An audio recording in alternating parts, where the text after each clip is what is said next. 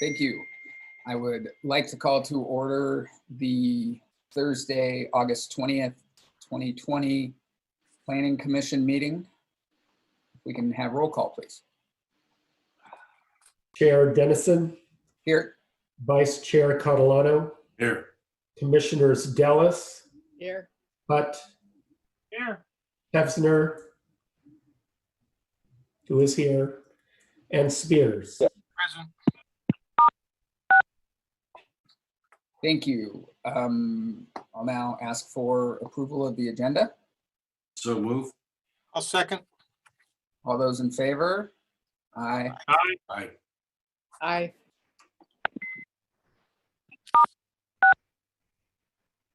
That carried unanimously. Next out will be a report out from the closed session. Deputy City Attorney. Thank you, Chair. So a closed session was held regarding anticipated litigation. No reportable action at this time. Thank you.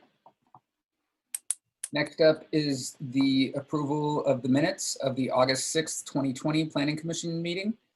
Are there any additions, omissions, or changes that anybody would like to see? I have none.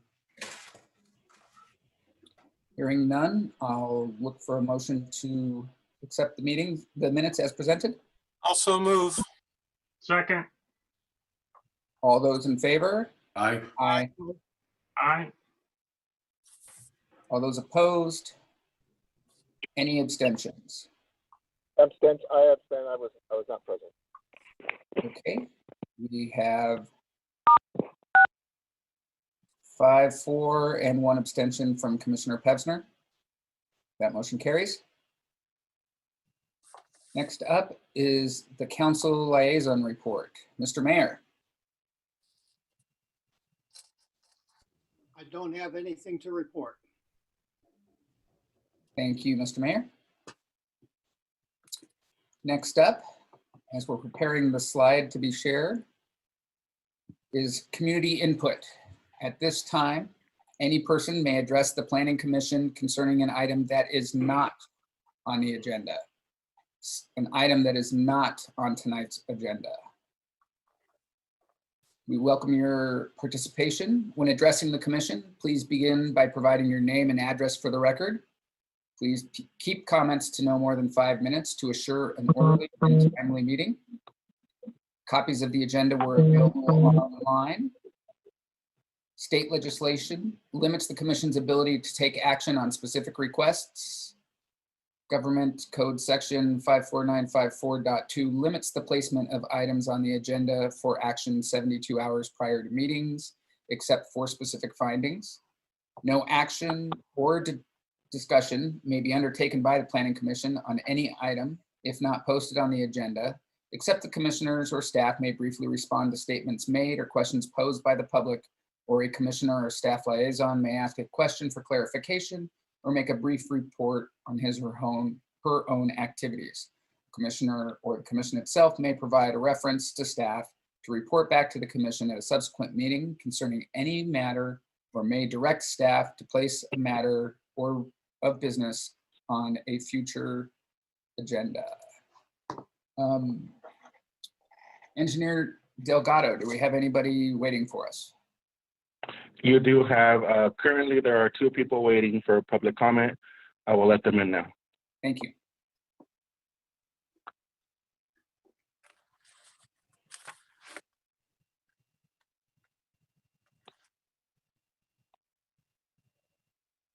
Good evening, caller.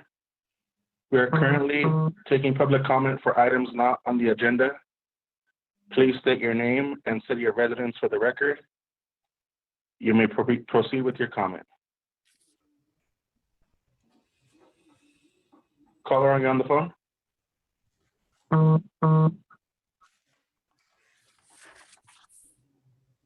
Caller?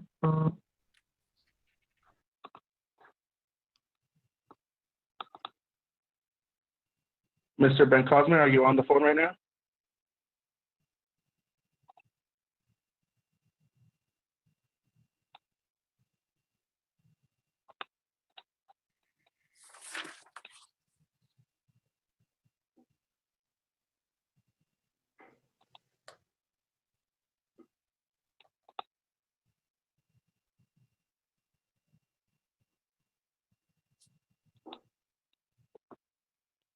Commissioners, it appears the caller that called in was having technical difficulties and they have dropped off. And at this point, there are no other callers for public comment.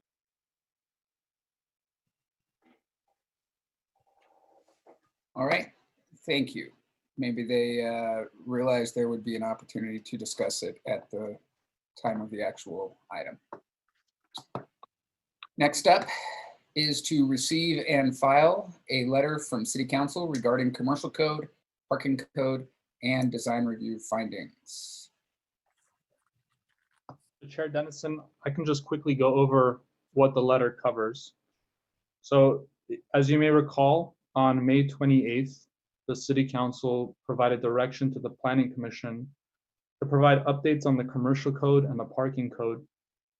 And in the subsequent April 11th letter, the City Council provided further direction regarding the commercial code, the parking code, and the design review findings. So the City Council would like to consider all three of these items during its current legislative session. The letter that's attached to the staff report dated August 13th goes over the direction that the City Council had previously provided and just sets a deadline for the Planning Commission. The deadline for all three of these, to submit a recommendation to the City Council for all three of these items is October 15th, because the City Council wants to consider all three of these by no later than its second meeting in October.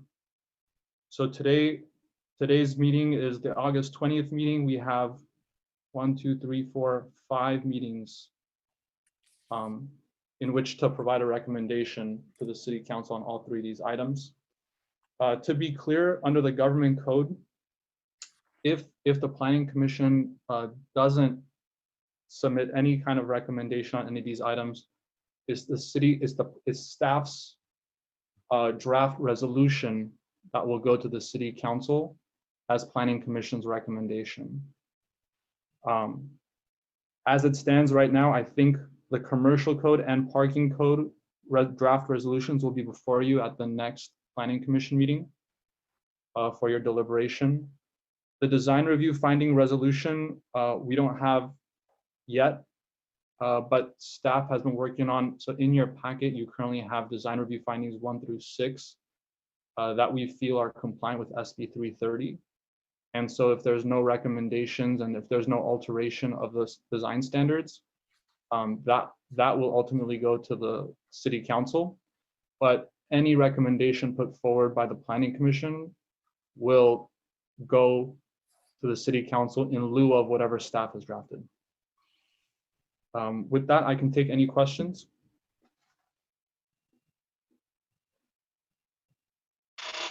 Yeah, I have a question. I just want to clarify. So the parking code and commercial code were just about done, and we can do a public hearing at September 3rd, right? And given where we were at the last meeting, we probably, I'm assuming, we'll be able to finalize that at the next meeting and pass it on. And then the City Council can consider that. I know they said they want to consider it by November, but they could, if we did that in September, they could do that in September or October, right? They don't have to take these all together. I guess that's what I'm getting at. Vincent, feel free. Our deadline to go before City Council as a public hearing for all three items is October 27th. I'm trying to see if I can get into the October 13th or 15th. I believe it's the October 15th City Council meeting because we do have first and second readings. You're suggesting that the City Council wants to see it all as one package? It doesn't have to be. We can certainly move forward with the parking and the commercial code revisions independently of the design review findings. And I think you meant the October 12th City Council meeting, right? The first one in October. That's the 13th, I'm sorry. Yes. So to answer your question, John, Commissioner Hutt, it sounds like we can split them up. And I think that to the extent that it's ready to go after this next public hearing, that we should get it up to them as soon as it's ready to go. And and then continue to work on the rest.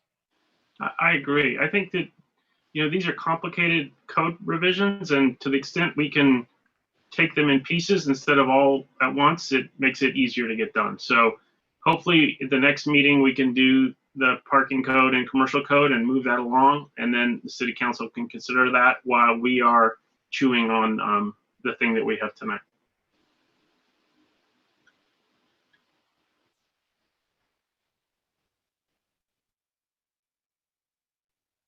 Okay, is there any other questions or comments from the commission?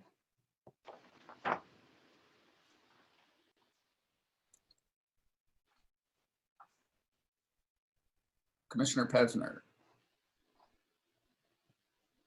We can't hear you.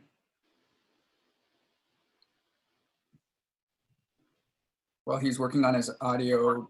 Right, he keeps getting removed or falling off. So I just reestablished. He's the phone number that you see here again. Is he on a cell phone? Yes. That's me. Now can you hear me? Yes. Yes. Okay, good. So I just, as far as the pieces of the pie are concerned, since we're looking at this separately, the section on the that we did, I'm trying to remember the I'm losing my thought, but the one section on the oh god, the building code review memo standards, the 1 through 8 that we were having so much trouble with last time. Has the staff already made changes to that section that would be the default submittal to city council if we don't make further changes, or is it still as it remains in its current content without any changes? So staff has made edits to those findings. So the current findings in your packet are different than what was submitted to you 2 meetings ago. Yeah, I saw that. So what I'm getting at is that we can't recommend that we want the original findings. In other words, can we resend the findings that they changed? Because my opinion at the last meeting was that I didn't really, given the current state of legislation in the state of California and giving up our rights as of January 1st, 2020, I don't really want to make, I didn't want to make any changes back to the code and leave it subjective, regardless of, and there was some discussion at that time about the legality of the changes that were even made, that they weren't any more objective than the ones we were trying to revise to make the change, the findings more objective. So legal, Bill, that's actually what we're going to talk about as our first discussion item. okay. I just want to go forward with the understanding that we can't further revise that, because I don't remember we came to any conclusions, and I missed the last meeting, so I don't know what transpired.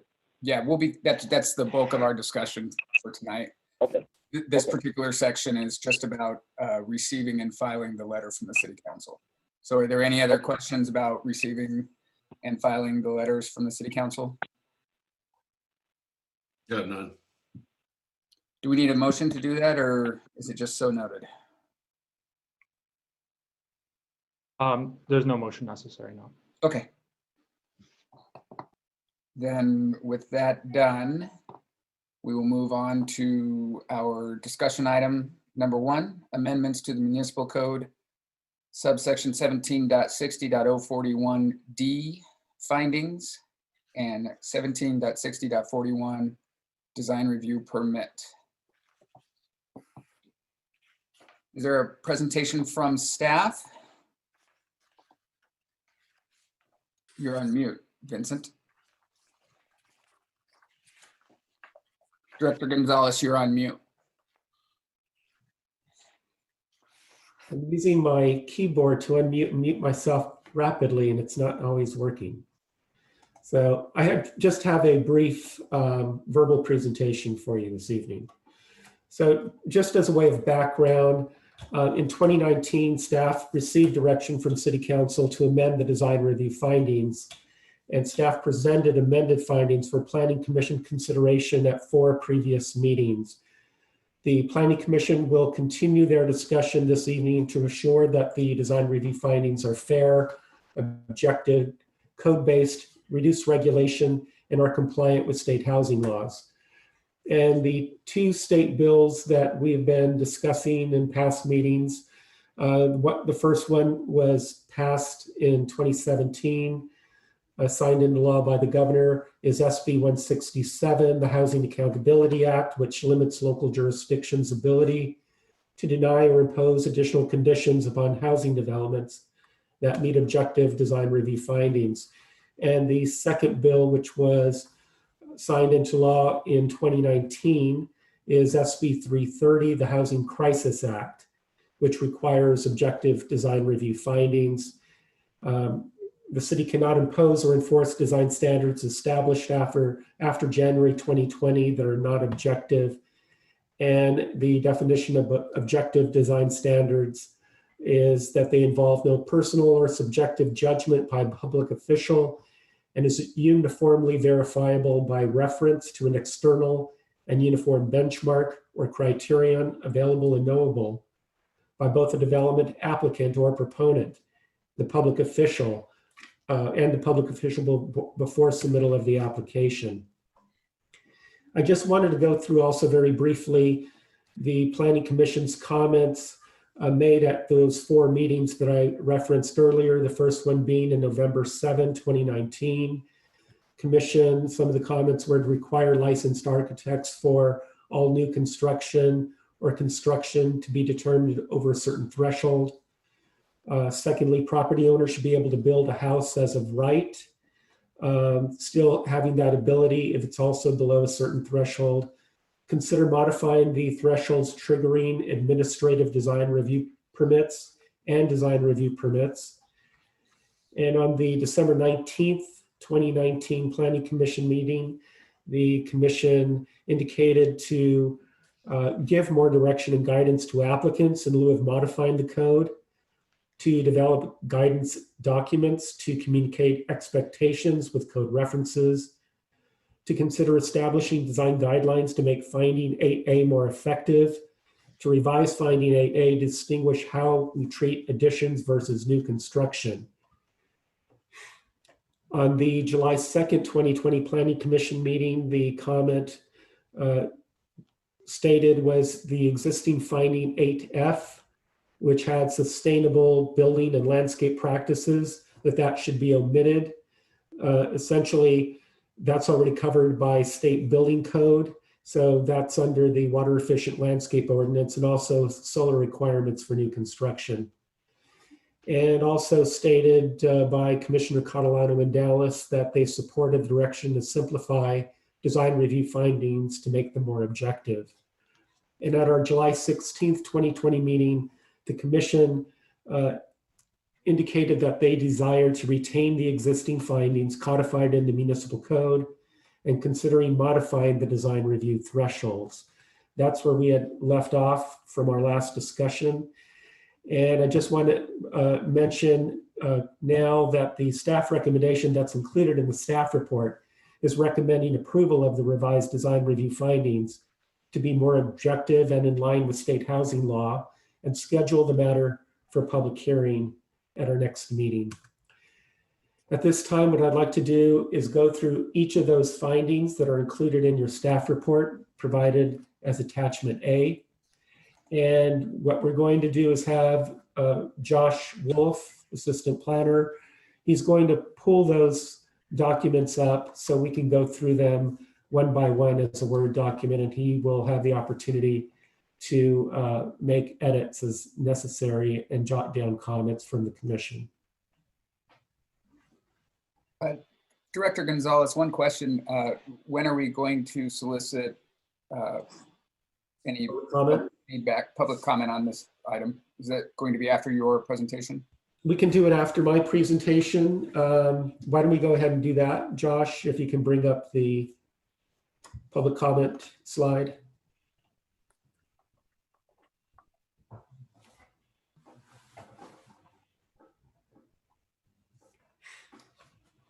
Can you guys see the public comment slide? We can. Yeah. You can. I'm sorry, I'm just scrolling to the message here. At this time, any person may address the Planning Commission concerning this particular item on the agenda. The Commission welcomes your participation. When addressing the Commission, please begin by providing your name and address for the record. Please keep comments to no more than 5 minutes to assure an orderly and timely meeting. No actions are just, well, we're going to be discussing this. So at this time, are there any members of the public on hold that wanted to speak? Give me just 1 second, Commissioner, to verify that there are any callers.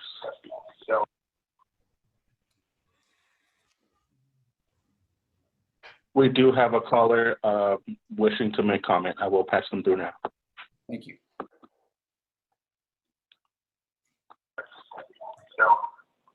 Good evening, caller. Please state your name and city of residence for the record. We do have a caller wishing to. If you are listening to our meeting live, please go ahead and mute your TV to avoid feedback. You may proceed with your comment. David Gordon, 460 Fairview Avenue. It's very difficult for a lay person to contribute intelligently to this discussion, particularly since we're now being asked to do so before the staff has completed its presentation. Look, we get it. We, the people, to quote a phrase much in use, are being denied much of the power to comment on the buildings that people wish to put up. We know there's a housing crisis in California, and local bodies tend to prevent new houses being built because they like things the way they are, and because actually they benefit economically once they bought their house from a restriction of supply in that the value of their houses goes up. So it's right to take some of the powers away from local citizenry. However, this particular injunction to try and make design decisions based on objective criteria is such a Philistine, backward-looking measure. It's hard to understand why it's got through. I suspect the housing lobby has been extremely successful in getting this through. We do want to be able to say to a potential house, okay, it meets code, it meets objective criteria as to how many feet this is from that, but it's ugly, it's schlock architecture, it's crap, we don't want it built, go back and design something better. And that power is to some extent being taken away. What I would like is assurance that in this revised design guidelines, city staff has given the Planning Commission as much as possible of the leeway allowed to exercise some kind of judgment. Although it's very fashionable to use the word objective, we all know that what is designed, what is designated to be objective, is itself something of a subjective decision. What exactly is objective? So I would like an assurance that the document as presented gives the Planning Commission a body of people whose judgment I respect and trust is given as much authority as possible to exercise that judgment. Thank you very much. Thank you. Is there anybody And else? Mr. Commissioner, at this point, there are no other callers for public comment. Okay, thank you. So were you going to give us a brief overview of each of these first, or did we want to have some commission discussion first and then talk about the editing?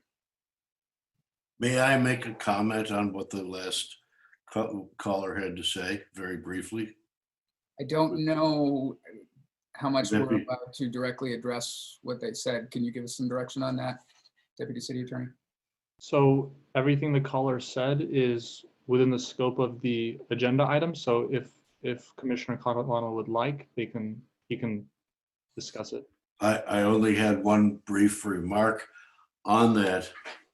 And that is the caller made me think, well, this is a Housing Crisis Act.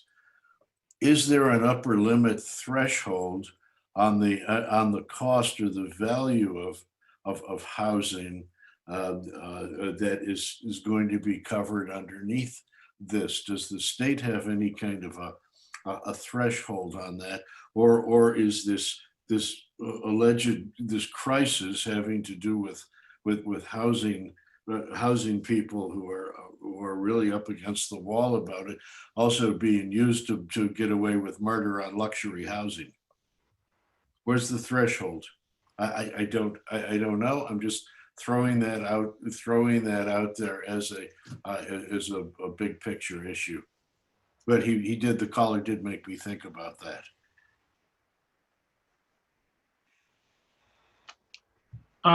Yeah, I'd like to follow up on the caller's comments and Joe's comments that I think before we start getting into the weeds of the individual findings, it makes sense to have sort of a general discussion of what our goal here is. We've talked about reference to SB 167, and that has to do with affordable housing projects. So to the extent we're talking about, houses that are over 3,500 square feet, that's not an affordable housing project, and that's not really applicable. SB 330, as we know, applies to new findings. So if we adopt these findings, the SB 330 will apply, but it doesn't apply to our existing findings. So I think it seems like we're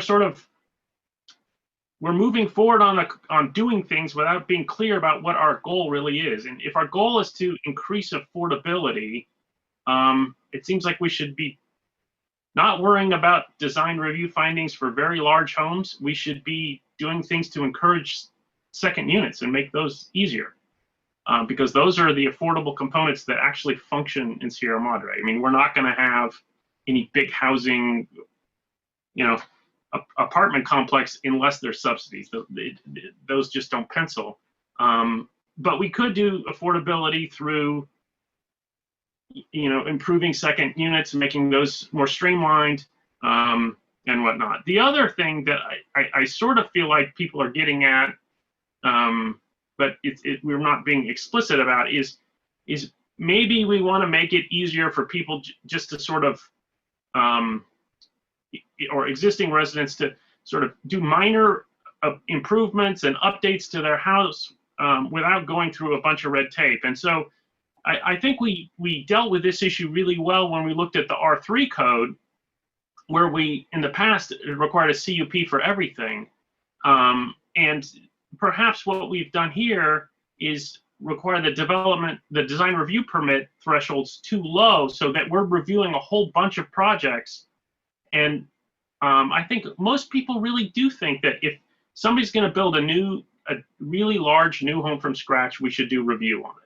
But if somebody's doing a 1-bedroom addition on the back, why are we reviewing that? And so I think, if we can keep in focus what our goal is and what we're trying to get at, number one, we'll do a better job on reviewing the findings. And number two, I think we'll find the best route to get there. So I think that's worth a discussion before we, start reviewing finding D or whatever. Yeah, and that was really exactly my plan tonight, Commissioner Hutt, was to first try to ask the commission which of those exact goals we should work towards, so that we're not wasting time editing something that's not fixing everything we want to fix, right? So I think that I would task us first with deciding what path we want to follow. At a very high level, I kind of saw 4 choices for us. One was to make edits to the design review process. Another one is to change the thresholds at which they occur.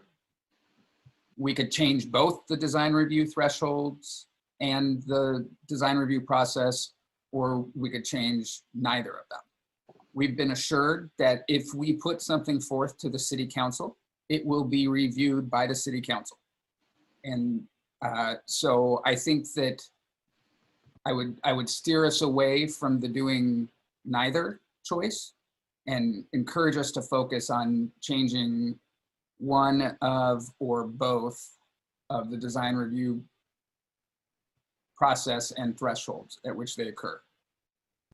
Either of those, either change one, the other, or both. I think the city council is primarily concerned with burdens on the citizens, right? And not how we ride herd on the real design review of the really big projects. Am I correct in saying that? If I could clarify quickly, sorry, the direction. So to be clear, the city council has requested edits to the design review standards. So whether the planning commission makes recommendations to those standards or not, design review standards will be before the city council. It's either going to be staff's design review standards or it's going to be the planning commission's. If the planning commission decides to also consider thresholds, that also will be before the city council. So to be clear, the city council has requested edits to design review standards, but we can add other things to that as well. And regarding the direction and what direction we want to take, I would just narrow our focus to what the city council has directed the planning commission to do. And so I'll just quickly read the paragraph to provide everyone with the clarity as to what the city council wants from the planning commission. So the city council's letter reads as follows. The current findings are inherently subjective and difficult to interpret and apply consistently. The city council asked the planning commission to adopt design review findings that are objective and can be applied sensibly. City staff provided a recommendation to the planning commission based on this direction. The planning commission held 2 discussions on this topic, but has yet to make a recommendation to the city council. We understand the recommendation was delayed at the level of the planning commission due to the adoption of Senate Bill 330. Please place this item on your next available agenda for discussion and make your recommendation to the city council as soon as practical. So it's clear that the city council does want us to consider design review standards. Whatever else we consider in addition to that is also up to the planning commission's discretion. I have 2 questions just for point of reference. One, and this is for public awareness, has any other city in the state of California created design review standards that have been accepted by 330? To my knowledge, after some research, I've identified no cities that have adopted design review standards under SB 330, although there are cities that are currently working on them as we speak. Because in the past, I know our staff has reached out to other municipalities who have successfully modified a code or an ordinance, and we have adopted that because we're a small town. We would rather learn from other people's mistakes, and find it's a little cheaper to do that. And then we've adopted things. So we are essentially on uncharted territory. The second question, just for a point of reference for Vincent, is it true that we have people who are installing cargo containers for second units? We have had a proposal, an application submitted for an ADU as a cargo container, very similar to the project that the commission last reviewed, which was a boxcar, railroad boxcar. Okay. I have a comment. It seems to me that the council wants things more objective to streamline the processing, but also to make it seem more fair. And to that point, I think we need to work on thresholds for small projects like additions or small second units versus the bigger projects that we quite often see at the Planning Commission. And we've got to make a distinction between those. And the threshold becomes important. And one of the thresholds that I think David Gordon, who talked to us earlier, was concerned about, that planning commission watches out for quality. And I think there's a suggestion in these new design review standards that an architect is required for like the larger projects. And I think that would go a long ways to watching out for quality, because the projects I've seen come through on the planning commission, the architect ones, the architects that present projects are usually well accepted and only have to come back for minor things usually. But the non-architect projects waste a lot of commission time and the applicant's time in several reiterations of the process, and don't ever quite get to the quality level quite often. And so I would strongly recommend that the commission, for the larger projects, go with the architect's stamp as a requirement. But on the smaller ones, keep those more at the staff level, administrative level. But I think at a previous meeting, we discussed the staff coming up with like little flyers they can give out, would be like guidelines for what a good driveway looks like, or an addition, or second unit, just these small things. Or I think one project was it a gate or a mailbox or something in somebody's front yard that caught somebody by surprise and got red tagged? If there were just more little sheets we could give out for those small projects, that would cut off a lot of problems and streamline it. And so, besides, there are, for small projects, Commissioner Dallas, I'm in agreement with you for small projects, like that one on Sunnyside that we all saw recently. There was I would say two things. What is it on projects like that? There's a limit to what you're going to get out of it under any circumstances at all. Okay, it's like how hard can you squeeze a lemon? And so I think that you and I have both had plenty of experience seeing small projects that an applicant walks in the counter with, and staff just walks them through what the requirements are, and it's really no big deal. And the only reason that those should ever move up to the commission are because the applicant is really in severe disagreement with what staff is saying ministerially, right? On the other extreme, the statement somewhere in there about high quality architecture details, we have to be very, very careful, because that statement is kind of like a dog whistle getting everybody to express their own opinions. And I've seen times, frankly, where we have fiddled with what was a really okay design that came before us already, and we should have just let it go without thinking it was our big 15 minutes in the spotlight to talk about design quality. So but basically, yeah, if a lot of it really just depends on, I think there's things that come to the commission that don't need to come to the commission, and if they could be handled at staff level, that'd be great. Yeah, I'd like to echo both of those, Joe's and Peggy's comments. I think that we've all seen a number of projects that you sort of scratch your head and say, why does this have to come to the commission? Because this is a waste of everybody's time. And, it's a waste of half an hour of our time, but it's a waste of many hours of staff's time and far more time and money for the applicant. And that doesn't do anybody any good.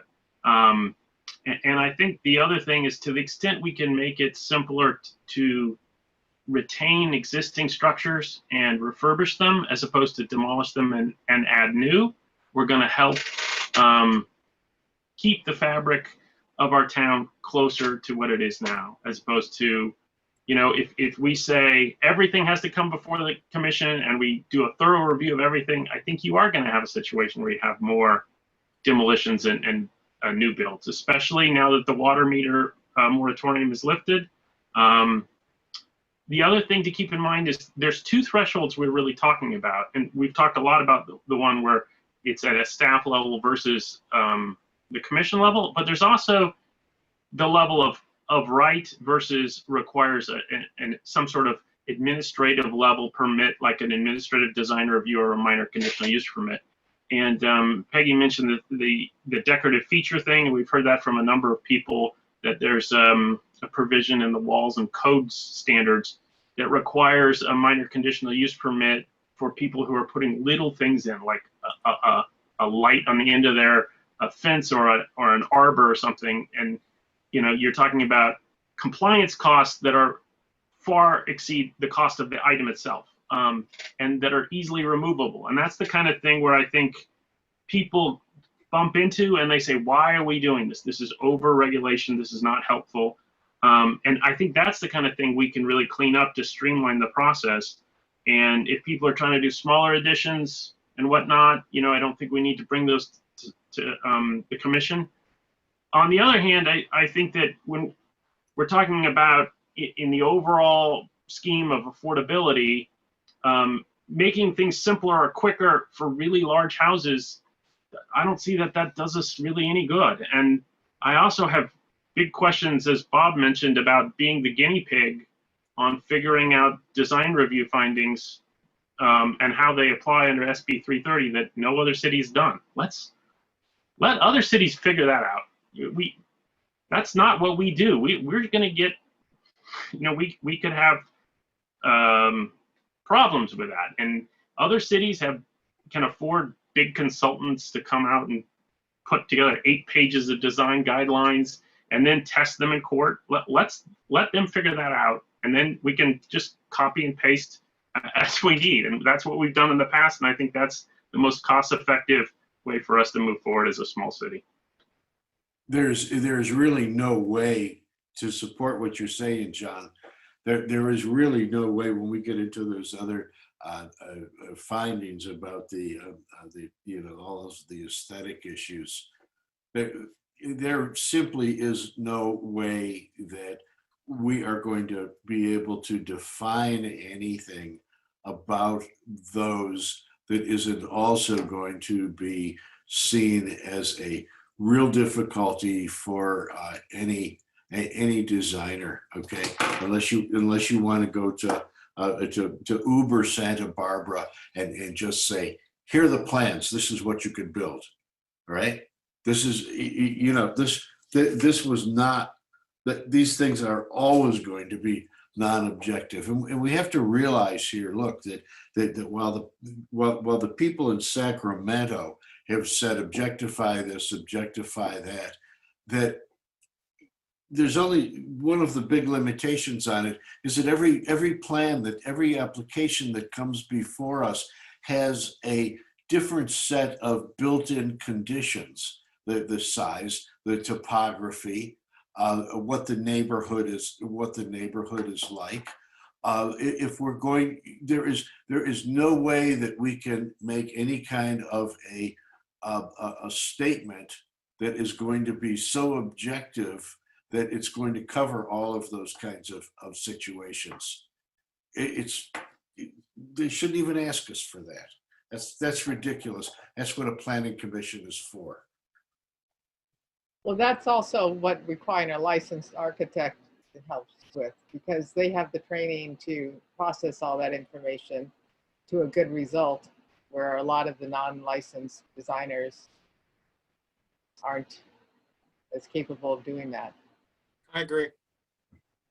And I mean, that one over on Santa Anita, come on, the guy bought some canned plans, all right? And there was like 6 feet difference across the site, and he just drew it like it was all on a flat line, which is what you get with canned plans, and then you have to adapt. And until he got hollered at, I don't think he even realized it. Well, maybe it has to be a, an architect to design something specifically for that site. It can't be, canned plans, or I don't know how you describe. No, you can't stop people from going and buying plans, but No. if they want to adapt them, great. He clearly just like, come on, guy, you didn't even try to adapt this. So maybe they'd have to get, a local architect to adapt the canned plans or something. Well, that usually is what happens. I mean, when a developer, when a developer buys a series of plans, you have, they're going to start sprinkling them around in a housing development. They've got their local architect, local civil engineer who are adopting them both for topography and code, local code consideration. So that is very, very different than a guy who thinks he can just get over by buying a plan off of the internet. Right. I think one other thing to keep in mind is when we talk about the thresholds that would trigger design review, either at a staff level or at a commission level, we've often talked about just the square footage, and then also sometimes the second story. But there are all sorts of different potential triggers, and I think that one of the things we can do is, instead of looking at it in such a binary respect, we could try to bake in some of the objective things that are in the staff's guidelines or the findings here, and say, if you want to build a house that meets this, then you don't need a further review. But if you want to, for instance, as we do in height, if you want to go over 24 feet because your architecture is of the type that parts of it would, you can go up to 30 feet with a design review. And we have a similar concept that accessory structures have to be behind the primary structure, but you can get that with an approval with administrative or administrative design review permit. So I think of, generally the way I think that the code would function a lot better is if a larger percentage of things could be done of right or at the staff level than at the commission, but that there are structures involved that allow people to pick how they can do that. And if they want to do their own thing that's eclectic and different, which I think we all like in Sierra Madre, the design review function provides like an escape valve. So they can say, if we have particular articulation things and they say, you know what, I want to build a house that looks like a big barn, right? And so I don't want to have articulation along one wall.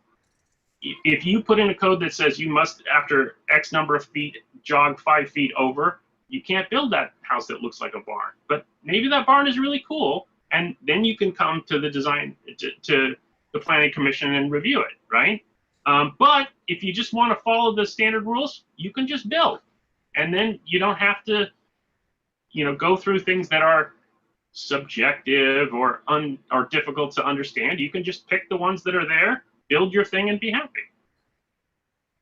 If we look at that one, a 333 Sunnyside again as an example, what they were asking for, if you look, I know that it technically exceeded a certain threshold based on square footage, but if you look at the size of the property and in how modest the addition was that they actually wanted to do, it was a really just proportionately speaking, it had very little impact. But we're supposed to be dealing with impacts here. It had very, very little impact. I wish that if there had been, if the code had said that if you're going to do only X percentage of addition and you're still underneath the FAR, the lot coverage for the site, and maybe a couple of other conditions in there, that this would just be a ministerial review. Now, that said, if my question for us to think about here is that if in the process of doing something like that, if they said, yeah, but you know, our design, really, we want to put a loft in here, and so we're in compliance with everything except we want to be 26 feet high instead of 24 feet high, and so staff sends it to the commission. Are we going to get to tear the whole thing apart, or are we going to limit our considerations to just like that roof line wanting to be a couple of feet higher? You know, that's something we have to think about here, but we really should make the lower end of it simpler, and at the same time, I think that we should just draw the line and leave all of our existing stuff in place when we're clearly talking about housing that's like, so, hey, you know, a house that's going to go on the market for $1.5 million when they get done with it. Give me a break. That doesn't have anything to do with a housing crisis in California. Yeah, I think you bring up a very good point that the thresholds don't need to be the same for additions and renovations as they do for new construction. Because I think it's a very different thing if someone has a 2,500 square foot house and is putting a 500 square foot addition in the back than somebody who's taking a vacant lot and building a 3,000 square foot house. Those are very different things. They're going to have very different feel and impact on the community. And if somebody has lived there for a long time, the house is going to look much the same. They're just adding in the back. There's not a lot of review I think we need to do there. If somebody's doing a brand new house that's you know, bigger, then that makes sense to do. So I think the main point I want to make is we got to get out of this concept of the binary choice of review or just build whatever you want, and carefully tailor these things so that each level of review, heightened review, makes sense and encourages people to preserve the existing fabric that we have and renovate and expand as opposed to demolish and start over. And I think we did that very well in the R3 code. It worked. And I think we can do it in the R1 code. And that to me makes a whole bunch more sense than changing the findings, the findings themselves when we have this legal uncertainty. And I think one other point that needs to be echoed is that if we change the findings, then we're under SB 330 review of those findings. The existing findings were approved before SB 330 and they are not. And so we can't go back. If we change the findings and we find out, oh my gosh, we did a mistake, this doesn't work, we can't go back. If we change the thresholds and we say, wow, all of a sudden there's people putting, you know, too big a second stories and this is causing a problem, we can change that. Or if we say, we still haven't relaxed the thresholds enough, we can relax them some more. And I think that was really part of the understanding that we had when we made these design review findings and thresholds a few years back, that it's an iterative process. And I think that we did set the thresholds a little bit too low and made it too hard for people to build without coming to the Planning Commission. And so I think that makes sense to relax those a little bit. I really wouldn't be in favor of trying to change the findings themselves in the climate that we have now. So, Deputy City Attorney, I have a question for you, a logistical question. If we can put together a subcommittee tonight that brings back before us at the next meeting a review for approval by the commission or input for finalization of recommendations of a more of relaxing where these design review procedures are triggered, can we get that before City Council in a timely enough fashion that if they just shoot it down and push it back to us and say change something else, that we will still have time to get an alternate solution to them? So that's really a question for the City Council, because I think what you're asking is, will the City Council consider design thresholds before considering anything else, correct? No, I'm No. saying that we push forth our recommendation as the planning commission to them. That would be based on relaxing the thresholds at which the design review procedures apply. And that would be our recommendation. It would not include a change to the design review procedure. Mhm. If we push that up to them and they say, no, you guys are missing the mark. We really want to change the design review procedures. Will they have time to push that back to us after we've prepared our presentation for them? Will they have time to get that back to us so that we can take another bite at the apple if that's what they want us to do? I think that part of what we're going to have to do to make that successful is that we've changed the conversation a little bit tonight, I think in a very intelligent way here.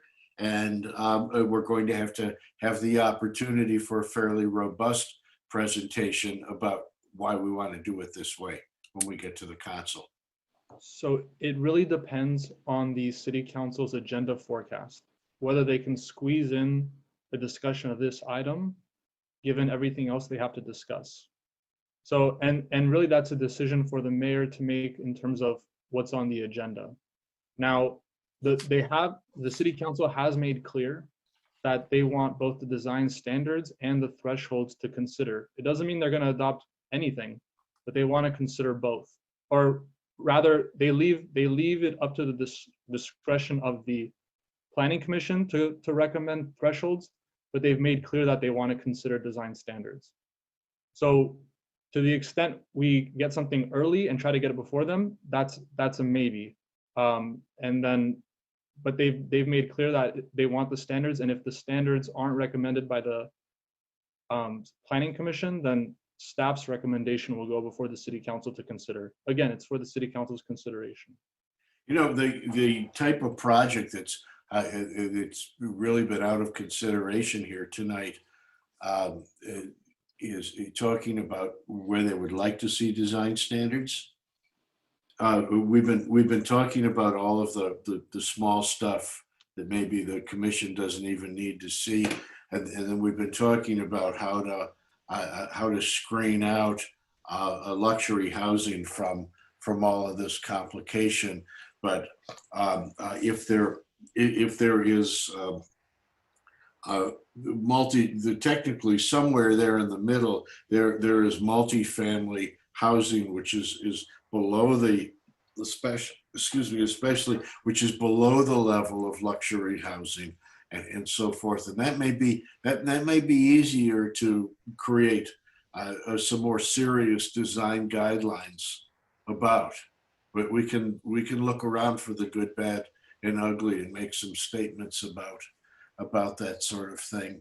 And I don't think that developers of that kind of housing, if they ever come to Sierra Madre, are going to really be arguing so much about it anyway.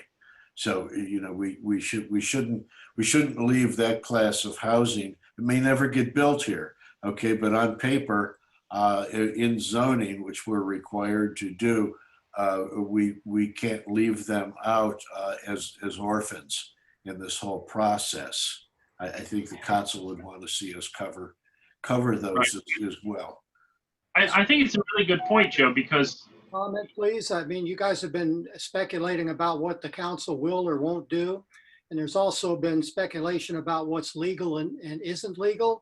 So the first thing I would just like to, again, Mr. Chairman, can I have permission to speak? I don't want to be disrespectful here. Absolutely. Absolutely, Mayor. Thank you. First of all, on questions of whether something's legal, I suggest you ask rather than assume. You've got legal representation right in the room, so ask the question instead of assuming whether it will comply or can't, or what the consequences might be. I assure you that the council is flexible. If you look at the objectives of what we're trying to get to here, is we want things to be simpler. We want it to be easier for applicants to get their projects through. We want it easier for applicants to understand what they're up against. So you can achieve that in various ways. I would suggest, however, that the council will not accept something that is just based on changing the thresholds. I do think you have an opportunity here to make the findings, the guidelines a little bit more clear. So I would suggest that you do that, and I would welcome anything at all that I would try to convince my peers on the council. If you can come up with something that is impactful, where on little things that don't matter, get that through. On big things that do matter, you spend more time on. I'm okay with that concept. I'll just leave it as broadly as that. You've all had some good ideas here, but do not neglect the guidelines themselves. Clean those up a little bit and we'll listen to anything that you suggest. But again, see, now the danger is it's taken so long that we're up against a deadline here. And, this could go on potentially forever. That's why we've given you a letter to say we want it done. A couple of us are stepping off the council. We've had this an objective of the council to clean this up a little bit, and we're not going to let it go. So you have a risk here of leaving it into the hands of the council when they might not be fully informed about something. So just do your best on both fronts here. And I assure you that if it's reasonable, I will do everything I can to convince my peers on the council that this is better than what we had before. Again, I'm not looking for perfection here. I'm not looking for something that I particularly agree with, but let's just make some progress here, get this done and move on. Does that help? Yes, and I do agree. I do believe, John, that where we have standards that like architectural design elements where they may be applicable, that yes, there's things we can do to clean them up. I would say as an architect and a professor that there are some things that are listed in here that we're not really professionally equipped to discuss as an overall commission anyway, and we should just leave them up to the applicant. Chairman, I'd like to good, just bad, make or one ugly. little comment. Is let's all remember that Sierra Madre was built on bad design. That's one of the endearing things about this town. So we shouldn't be so careful just because somebody wants to do something that we think is ugly. I mean, I see all kinds of things walking around that was built over the years that is very ugly. People might think what I did to the front of my house might be ugly. I don't know. But again, think of the big impact stuff and focus on that and basically let people do what they want. That is really what Sierra Madre is. And if we're going to preserve Sierra Madre, we ought to preserve a little bit of ugliness too. Probably get in trouble for saying that, but anyway, thank you for listening. Yeah, we call it a collectiveness, not ugliness. Yeah.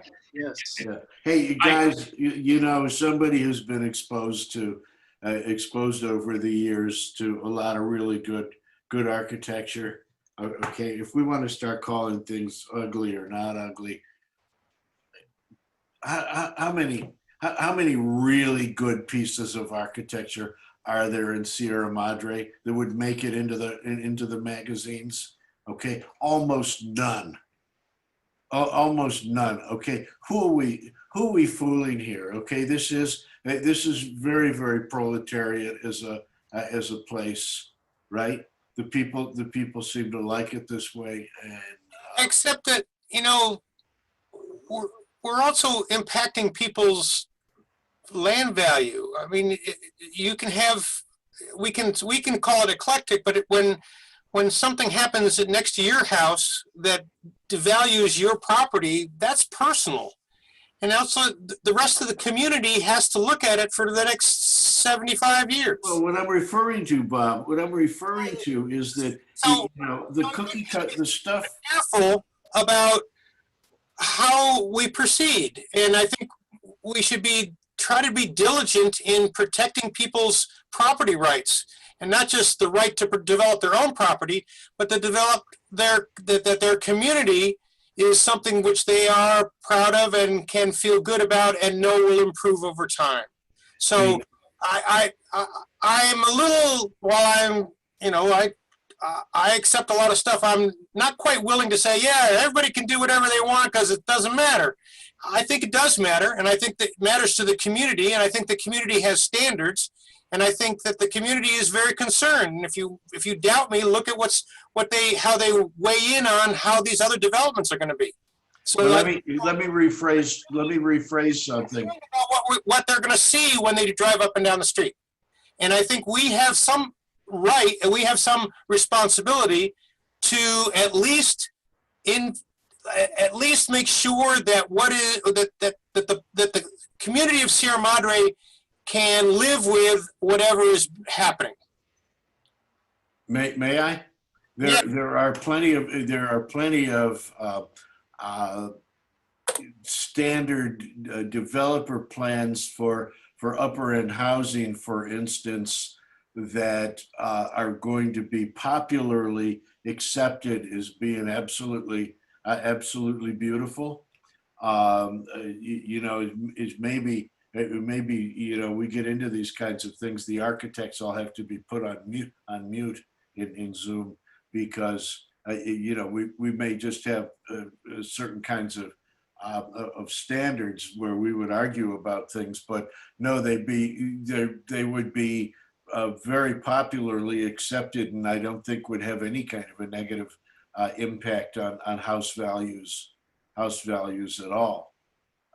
So I think that what I was trying to explain a minute ago.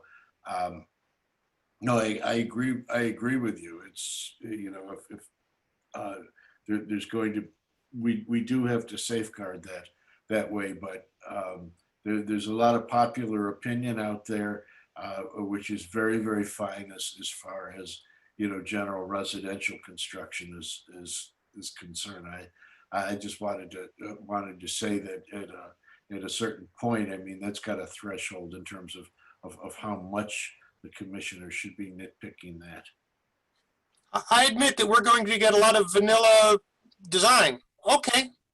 But at least whatever we do, we should at least protect the community as a whole. Commissioner Hutt, it looked like you were going to say something. Yeah, I mean, I think we've talked a lot around the different options here, and I think it makes sense that we do a subcommittee because some of this stuff is best drafted offline. I do think that the desire to have a subcommittee return recommendations by next meeting would be a rush and produce an inadequate product. And I think really what we've heard from the city council is a general direction, and they want us to put together a good package. And I don't think it makes sense to sort of rush through and then give an inadequate package. So I would think a subcommittee that looks at these ideas, brings it back to us at not the next meeting, but the meeting after that. And then we could approve it. We could review it, revise it at the later September meeting, and then approve it hopefully on our first meeting in October. Also, hopefully that will get the commercial code and parking code up to the city council, and they can review that instead of trying to wedge in sort of a partial concept here. And that way we can get both of them done before the current council is turned out. Any objections from the commission on that plan? Sorry, Commissioner Dallas. Commissioner Dallas is going to say something. Yeah, I would like to just add that Commissioner Dallas, Joe. Commissioner Dallas is going to say something. I've been listening to all this. I'd like to start off by saying, as an architect, I really like the revised. It's clean and it's to the point and simple.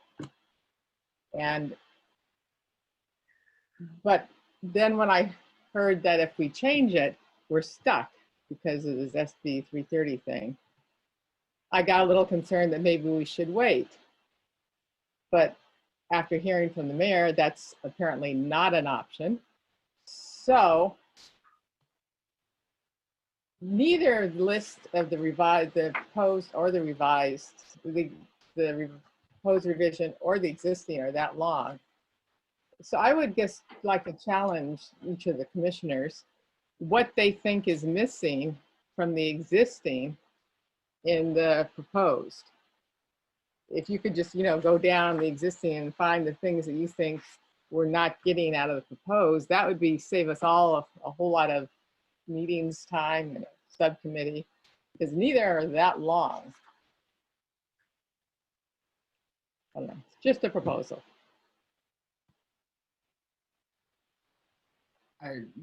That's interesting, and would probably help guide subcommittee work, which it sounds like we are bound for. Are there objections to maybe each one of us taking 5 minutes and commenting on challenges we have as it's written?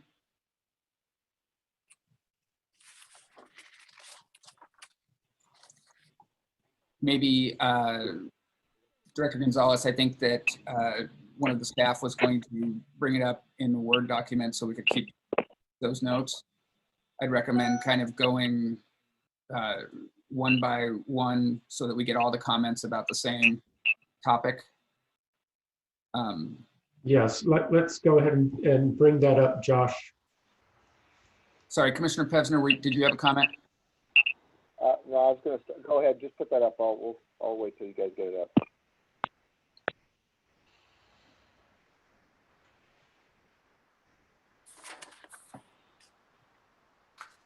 All right, if we scroll down to the new proposed.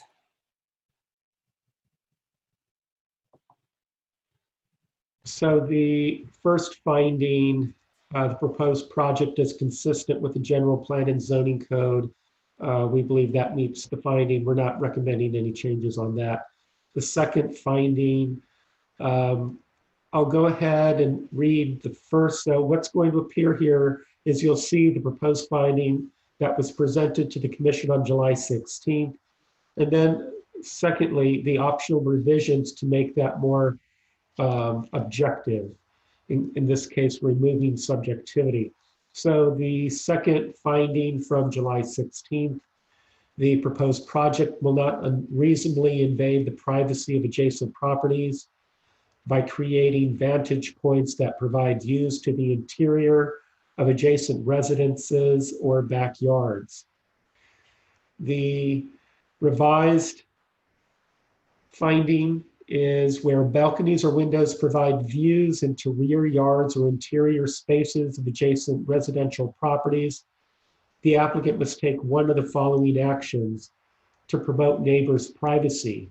So out of this list of 3 items, you could choose one. One of them the first one is lowering the floor top plate height or building pad elevation.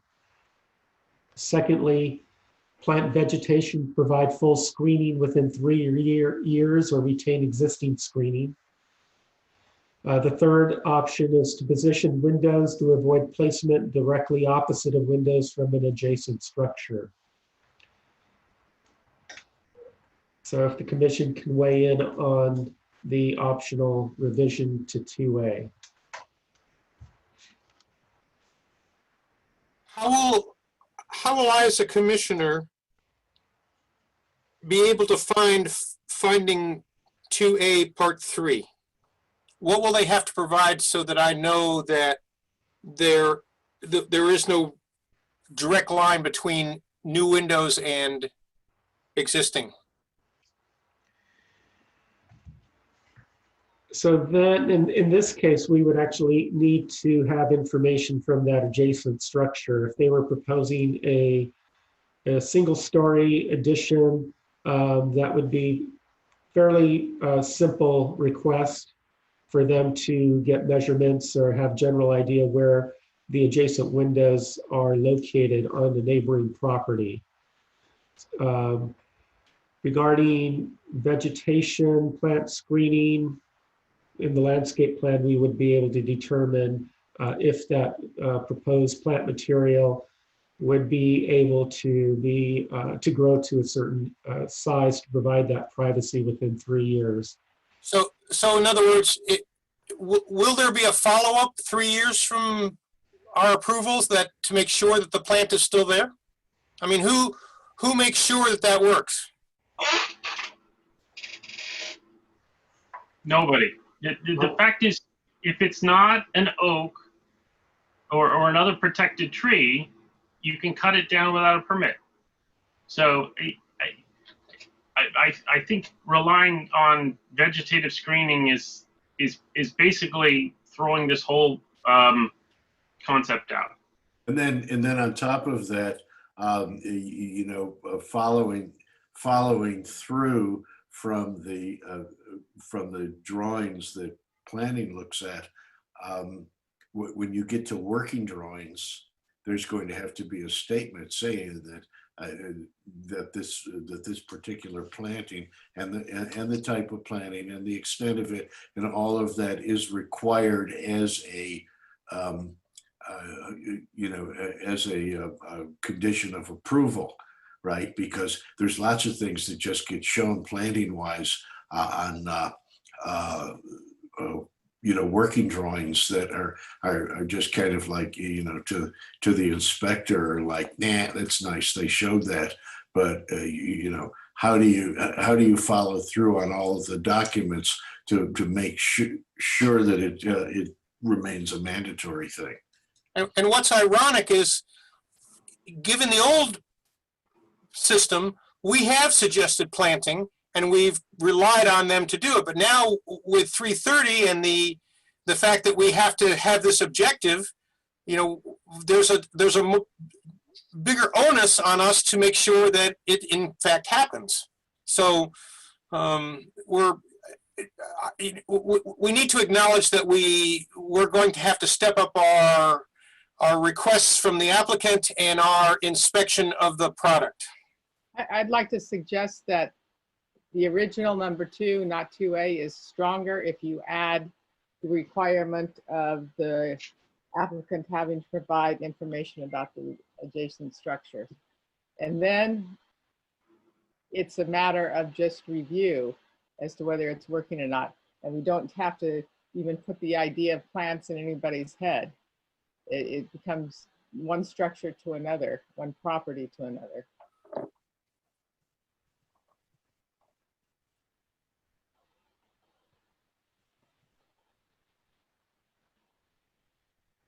It puts the argument back on the applicant as to prove why it works, that they're not looking into the neighbor's property. Okay. Any other comments for 2 or 2A? But realize that this is an additional burden on the applicant, not a simplification, but it may be necessary. But that's what 330 demands. Okay. Well, yeah, that is the nuanced part of the conversation, is that by making this more objective, we're also making it harder on the applicant in a lot of ways. That's not that much harder, though. Well, it's much more expensive to have to get a survey done of your neighbor's house and then put those plans against yours for where the windows are. The neighbor doesn't need a survey. If you have property, you can just measure from your property over to theirs. You can find points on their property relative to your property. And keep in mind, none of these findings have to be included. You can exclude them, you can add additional findings, but this is the whole point of the meeting, just to get your feedback and to understand what you think the weaknesses are. Staff will go back and work on addressing each one of these concerns. Well, I don't think we're going to send this back to staff. I think we're going to take this into subcommittee. Can I suggest that I think this process we're doing now is just going through the proposed and reviewing it as a commission? Works pretty well. And then when we get to the end of that, we just review the existing against what we've just talked about. And if we still at that point think it needs a subcommittee and several more meetings, we do that. Also, because of the legal complexities here, I would really advise that we not bring this before the planning commission without staff having reviewed whatever the subcommittee, if we do a subcommittee, whatever the subcommittee's recommendations are, staff should be able to comment on it, both for legality and for practicality.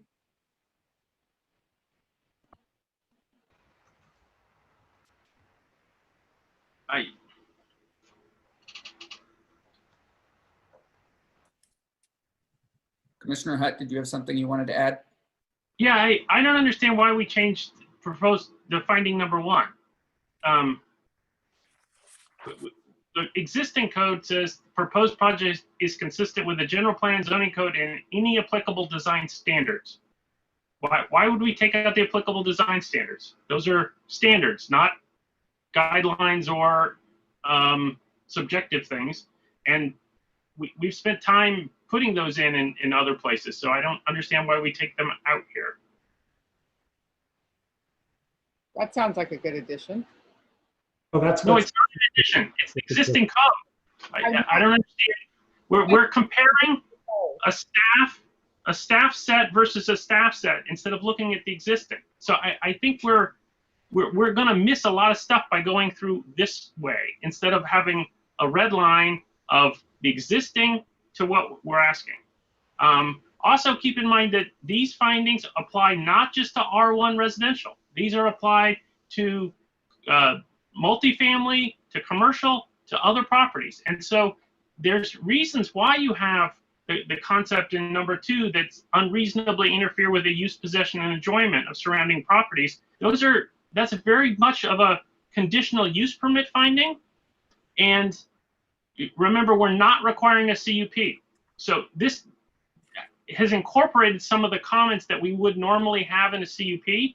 And so you deal with issues of noise there, especially when you get out of the R1 where people have large setbacks and you don't have as much issue. You might have noise issues or other things that are beyond just the issue of people looking into somebody's backyard. So if we tailor a guideline that's for R1 and then we apply it outside of R1, we're going to get, again, the unintended consequences. So we need to think about how these things are used. Okay, Yeah. privacy, in the way I read it, is all kinds of privacy, not just visual. It's, auditory and, sense, the smell of scent. You get, so it covers all kinds of things. But maybe that would have to be a definition.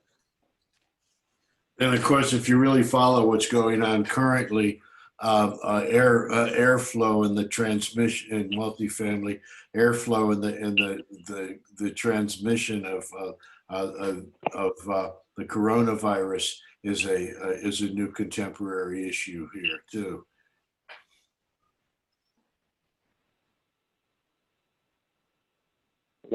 Hello? Hello? we can hear you. We're here.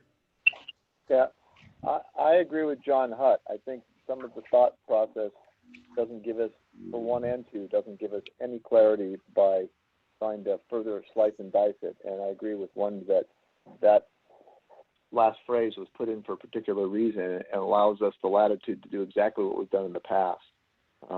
And for me, the context is what Commissioner Spears referred to, is that in spite of all these things and maybe some of the vitriol we've had from the public about us being difficult to deal with, we have very few times rejected projects on this. And if it's come down to this, it's because it's been pretty obvious.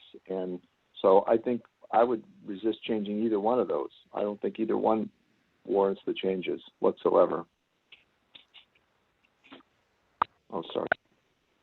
I would like to add that, on the other hand, I think that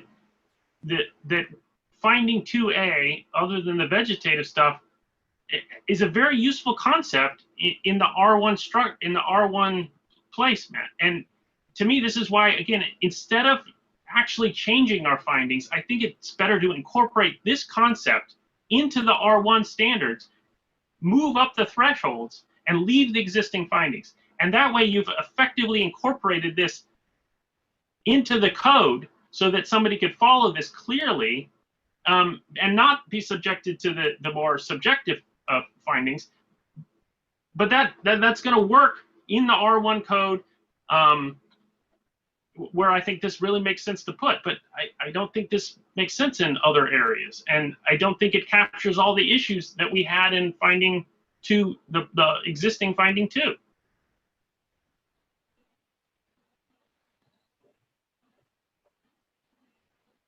So what do you recommend, Commissioner? How you recommend putting some of these changes into the R1 code rather than changing this, which governs more than just the R1 code? Is that what I'm hearing?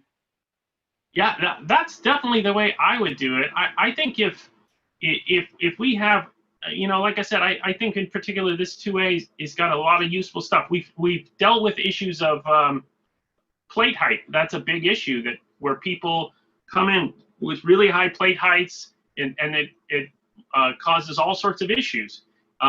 If we can regulate the plate height in the R1, you know, and then move up the threshold so most people aren't captured by the threshold, then this kind of stuff that we have in 2A, I think is a very workable system with regard to the privacy issues. And I think, you know, the plate height then plays in also into the next issue about views, because when you get a really tall house, you know, you block more views.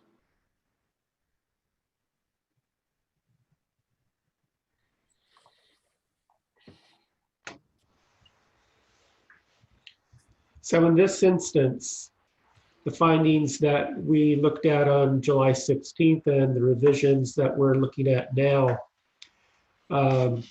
we really can't compare directly to the existing findings, which are included in your packet in attachment B if anybody wanted to look through those, starting in subsection D, 1 through A8, A through F. The original attempt was to try to utilize much of that language and incorporate it into findings that were fewer in number, and trying to make them less duplicative. Some of them were overlapping. So that was the first attempt. But it's going to be difficult. You can't do a direct comparison from existing design review findings to what we're looking at now. That's why I propose we go through the proposed and then compare it, all our suggestions of, you know, revisions to the proposed to the existing, and see what's missing.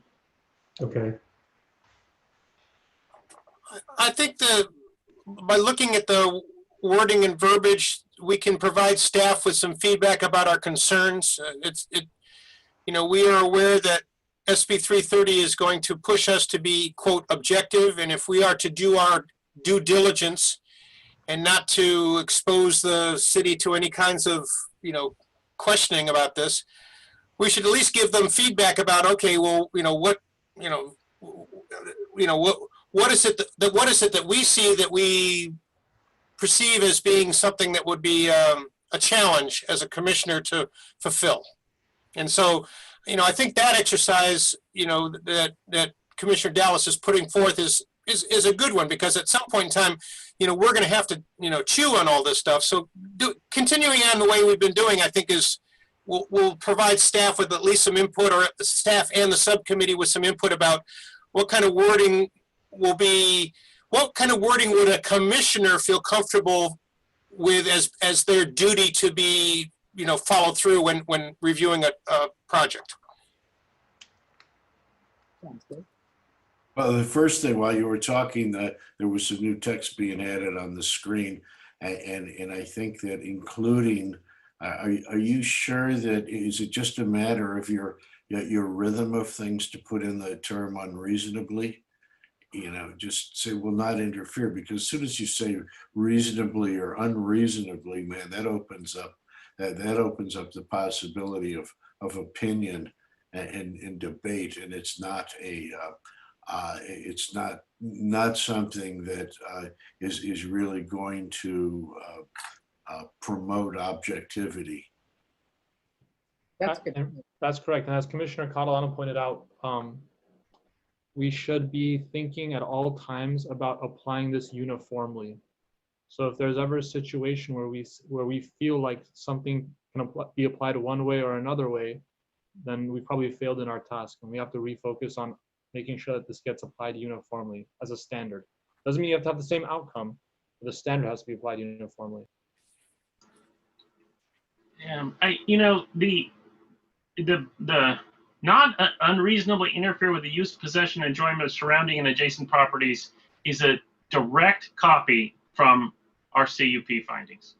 And we've had that for years.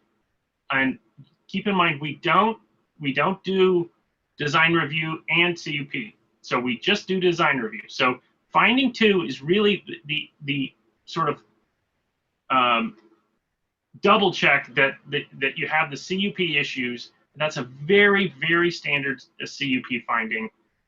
I just think trying to change that out it doesn't get us anything. And to the extent we want to have more detail that's applicable in certain circumstances, like what we have in 2A, that makes sense to plug that into the R1 code. But I just don't understand why we'd want to take out a seasoned CUP finding that we've had for years and years and start monkeying with it.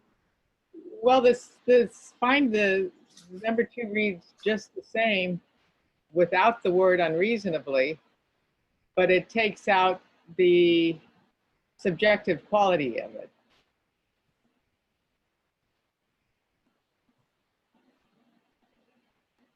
And given our discussion, we may consider, because as Commissioner Hutt pointed out, it sounds like the City Council would like a package.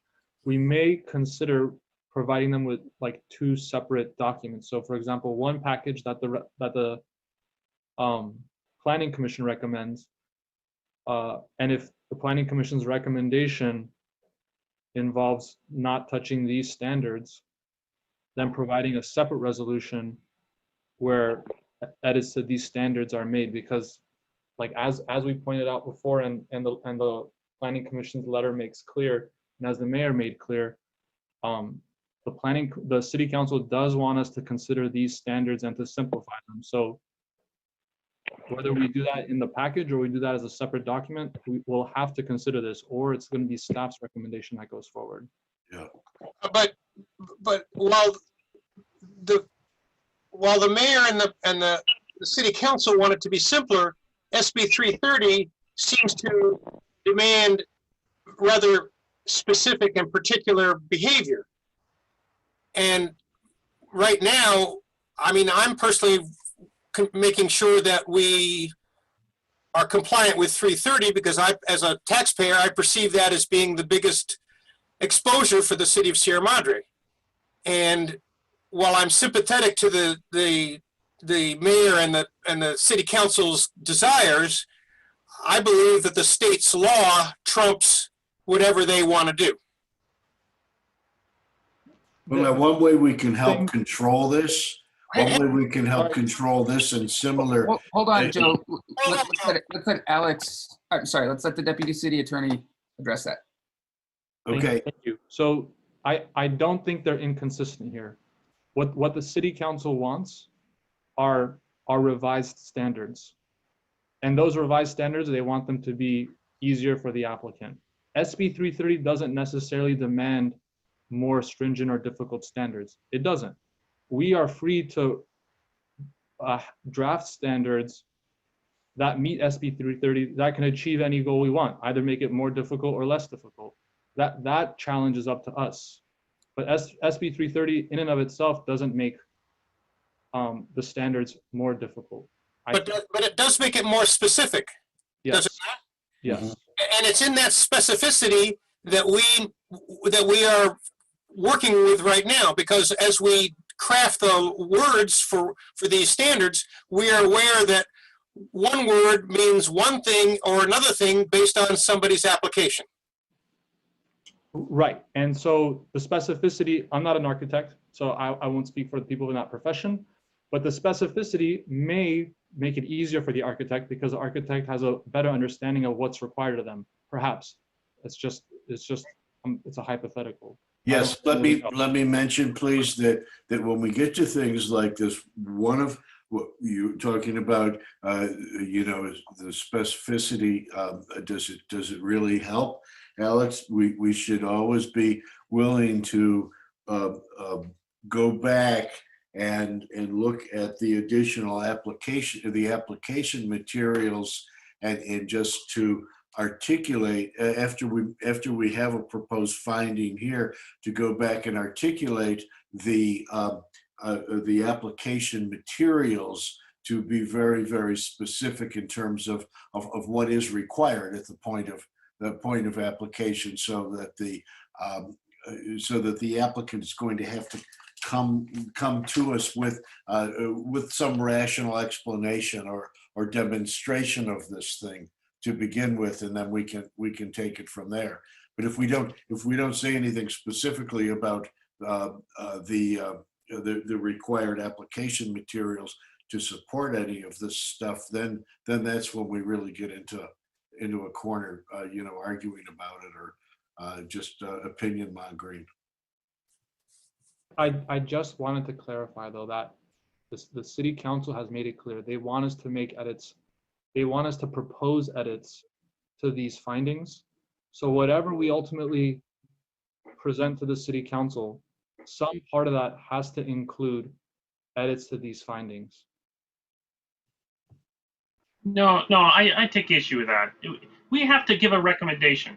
Our recommendation can be, don't make any changes. And then the city council can say, hey, thanks for your recommendation. We disagree, and we're going to go on. And they make the decisions, we make the recommendations. But we don't have to recommend changes to this.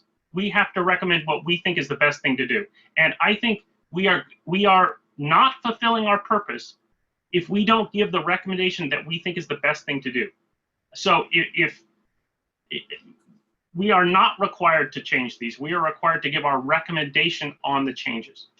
Correct, Commissioner, you're right. And so like I said earlier, if the Planning Commission doesn't provide that recommendation, then staff's recommendation is what's going to go before the City Council for consideration. So that's up to the Planning Commission to consider whether they want to revise staff's recommendations on these findings and have that go before the City Council, or do they just want to submit their own packet, not touch these, and have staff's edits go before the City Council. It's for the Planning Commission to make that recommendation. You're right. But I just want to make clear something you just said. Our recommendation will go before City Council, right? Yes. The way that we make our recommendation in whole completely will go before the City Council. Yes. Staff may provide an alternate as well, but ours, as we decide it, will go before them. To the extent you don't revise the findings, then staff's recommendation will go before the City Council. But if the Planning Commission edits the findings in any way, then staff will no longer be submitting any recommendation to the City Council. It will all be the Planning Commission's recommendation. I have a question. Go ahead. Go ahead. We can't say we recommend keeping the existing, but if you don't want to do that, we've revised the staff proposal this way. We can't do that. We have it both ways is what I'm saying. No, if we articulate the thing through with the different levels of different thresholds and the three different categories I was talking about before, then council's able to look at what the implications are in each one of those things separately. And I think it takes a lot of it brings a lot of understanding to what we're talking about here right now. That is only applicable to certain things and not to others. Let me try to answer Commissioner Dows's question if I understood it. So if the recommendation that's submitted by the Planning Commission to the City Council includes in it a recommendation not to alter these standards, then staff's recommendation altering these standards will go before the City Council. However, if the Planning Commission's recommendations in any way alters these standards, staff's recommendation will no longer go before the City Council. It will only be the Planning Commission's recommendation. So we only have one shot at it. Either revise right. it or keep the existing. Unless it's sent back to the Planning Commission for further review by the City Council. Well, we will alter it. It's just that a certain level of things are going to be above a threshold and aren't going to be applicable. That's different.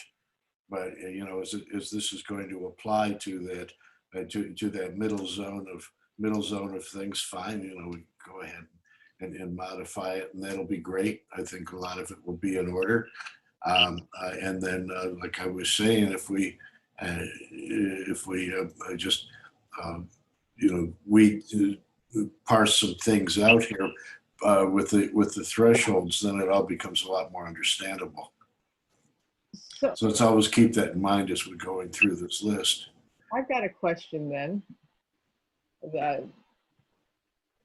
John, it sounds like you want to keep it the way the standards, the design review standards are the way they are. Would that be your proposal to the council? And I guess I'm wondering where all the commissioners stand with that idea.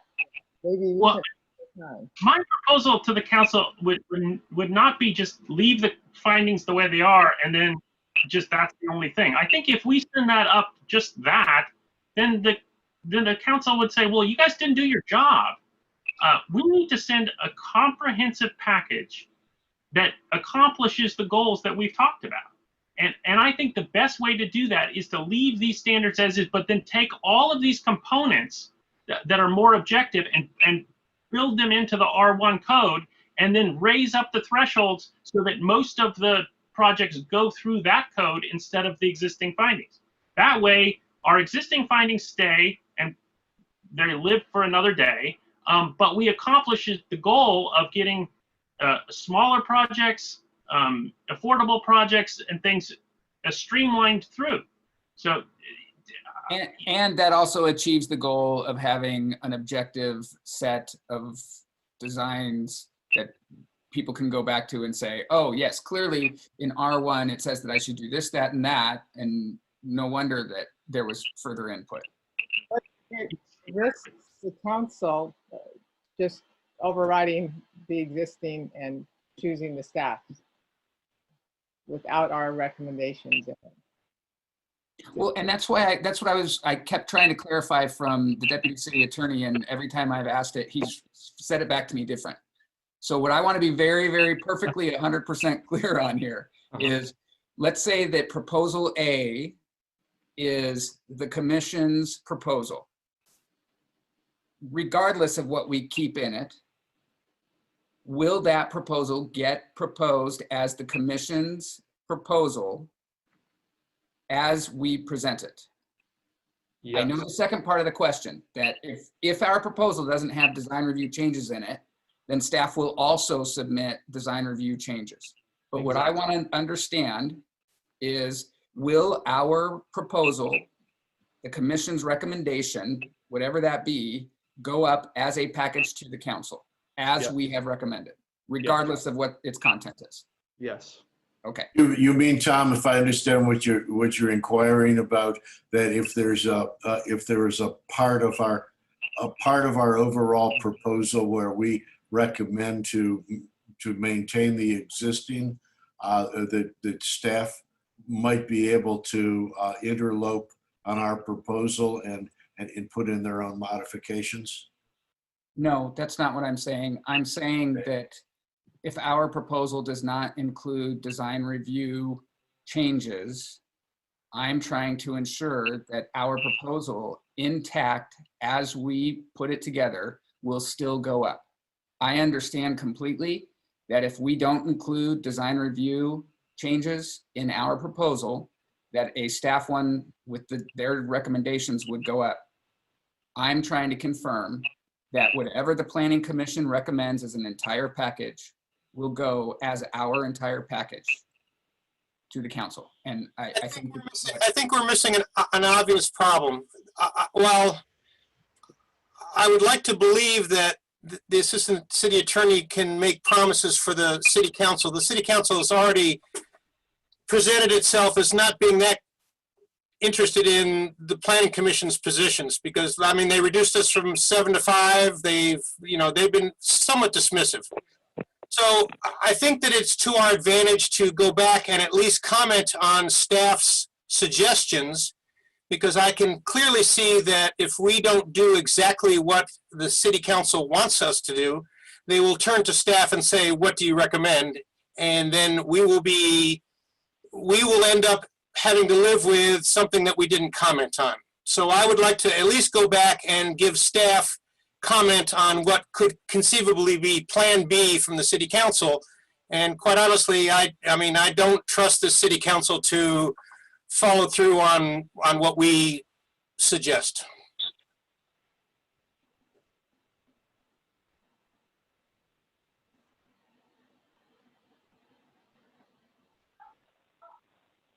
Shall we go through the rest of the list? Yeah, we should. Then moving on to number 3 from July 16th, the proposed project will not unreasonably and completely obstruct mountain and basin views from adjacent properties. So the optional revision to that is no part of a proposed structure shall completely obstruct the view of any prominent ridgelines as identified in the Hillside Management District map from a vantage point along the furthest border of the adjacent property. That's 3A, that's one of them. An alternate to that would be, as part of an application requirement, story poles shall be installed for projects proposing structures greater than 18 feet or 2 stories pursuant to the measurement of height as defined in chapter 17.08, height. So both of those are referencing specific documents that are knowable by the applicant and the commission and staff, the Hillside Management District map, and also the measurement of height as defined in the zoning code.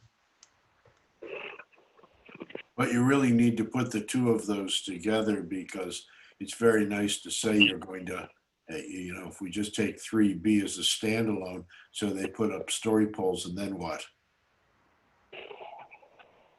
Do we say anything about what kind of rational judgment is supposed to be to come out of our looking at the story poles? I agree. Story I'm going to say what to do with it. I like 3A to be combined as a replacement. And I'm not a fan of story poles either.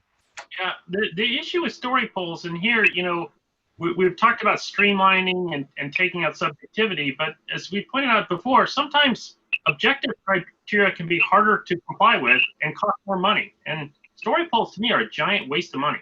So we're going to have the applicant build a huge thing that really doesn't do a good job of showing anywhere near as good, I think, as a 3D model does, which you can do electronically and alter easily.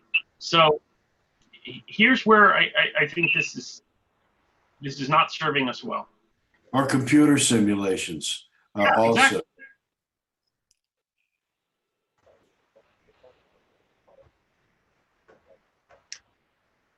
I have a question.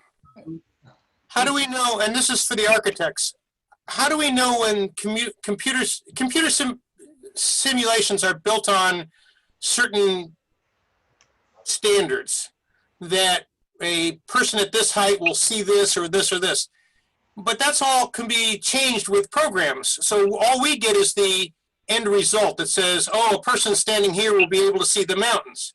But how do I know that they haven't monkeyed with the geometry here? And I mean, because I tend to believe, and because I've seen this happen, that you can change that program to make it say almost anything you want to. So give me a way that I can objectively understand that the visibility lines will be accurate.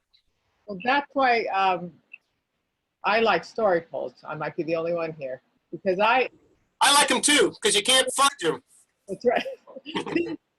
The computer, it's not input. It's not necessarily, they're not doing it to deceive. More often, it's just bad that information is put in. And the views are quite often incorrect when they mean to be correct, and they just put the information in correctly. So, and that's really easy to do with computers. I've been working with them. I've been testing. Were any of you on the commission when the Kensington project was being reviewed? Absolutely.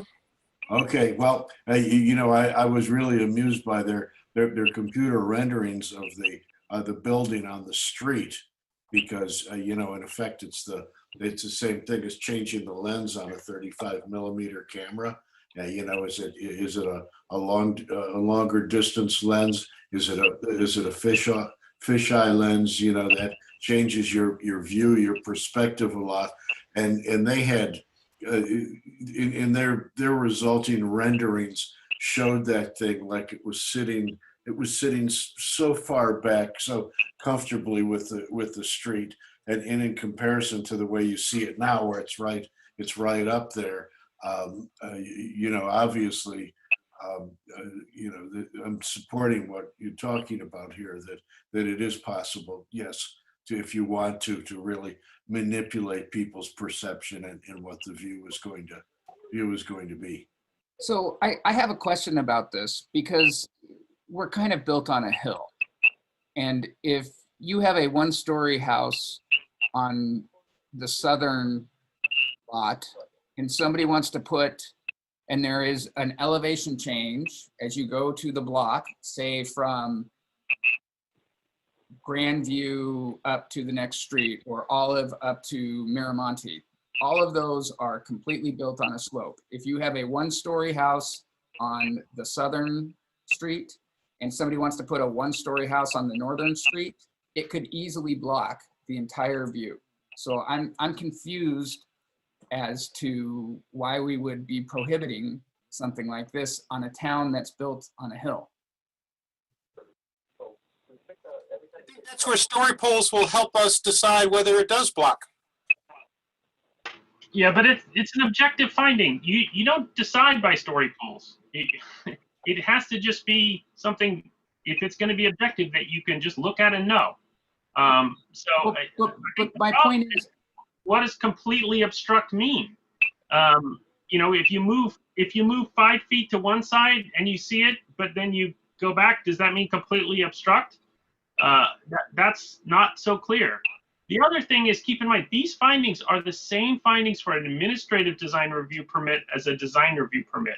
So if we're going to require story polls, architects can give me a better understanding of those costs, but it's thousands of dollars, right? So somebody who is going to do a small addition that would normally just be approved at staff level would have to do story polls.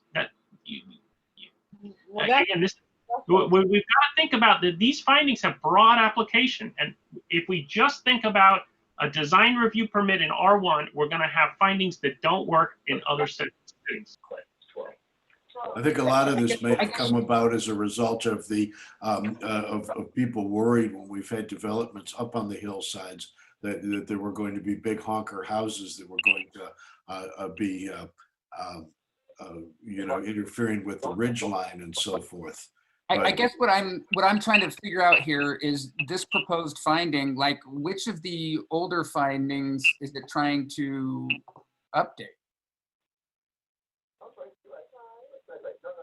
Because it's 5 that says unreasonably interferes with public views or the views of privacy neighbors. And so we've decided that anybody who lives on a southern lot against the northern lot has a right to a view at the sake of by right building? Well, that's again, when you get to objective, right, then you have to start figuring out exactly what you mean by this. And unreasonably, to me, if you live on the south side of the street and somebody builds a house on the north side of the street, you're going to lose a lot of your views, and that's just part of the nature of it. And if we have a finding that goes too far, you could, as we were suggesting, basically make all buildings on the north sides of streets one-story building. And again, these are not value judgments by that. Let me step back.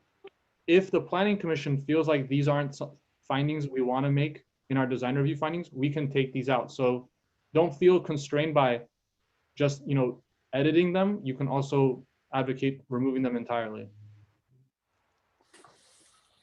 There's another factor in support of what Tom was saying a couple of minutes ago, and that was if you started doing a walking survey, you would find that 3/4 of those in this town were going to be obstructed by the trees anyway. I have a very serious slope on my property here. But basically, if you stand in the middle of the property and you look for this issue, you can't see anything because it's just the trees. And I think that this would be a really predominant feature in our town in terms of views being obstructed. Okay, I'm like almost a Carter, but frankly, the only view I have of the mountains from my property is when I walk out into the middle of Lima Street.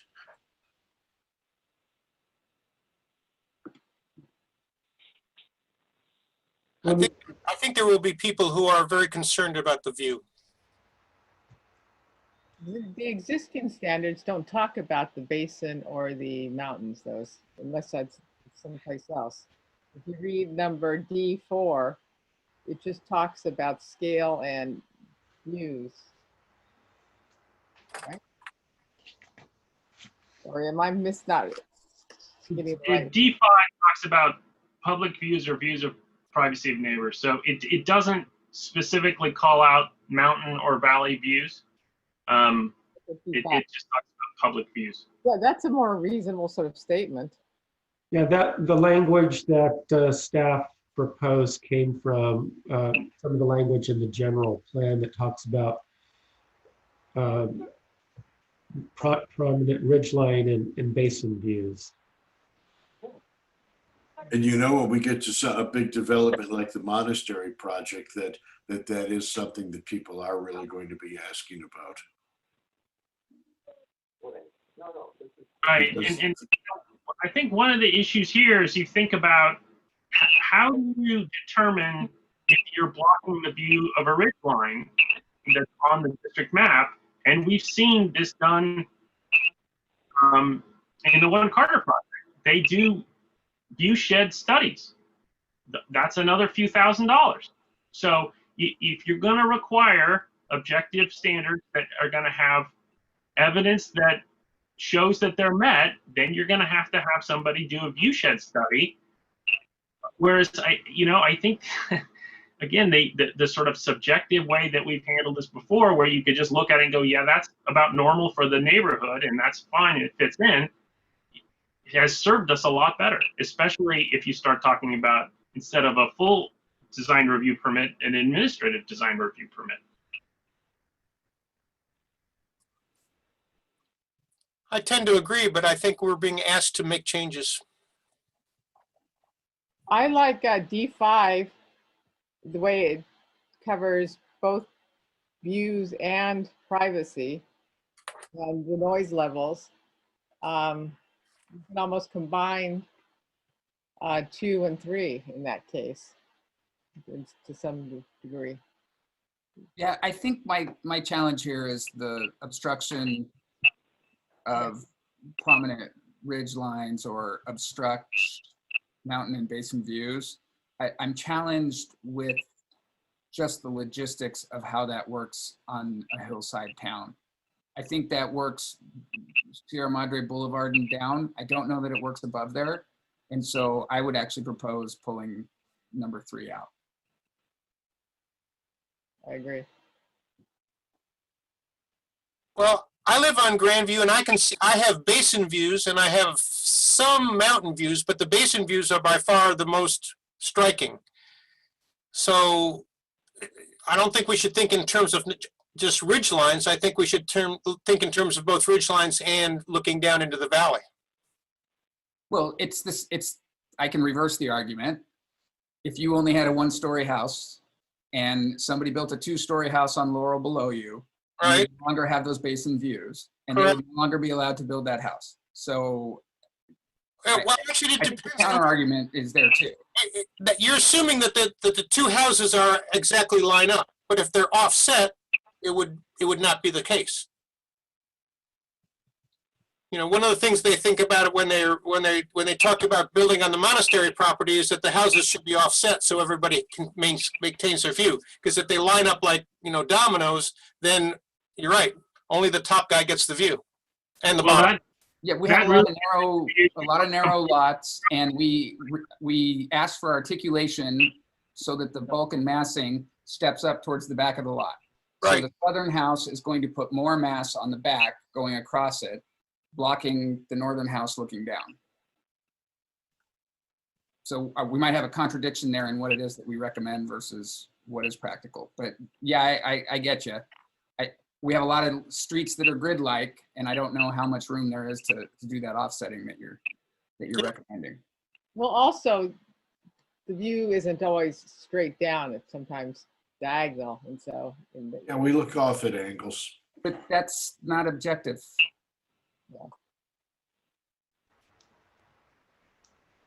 And remember, you can also determine what the vantage point of that view is.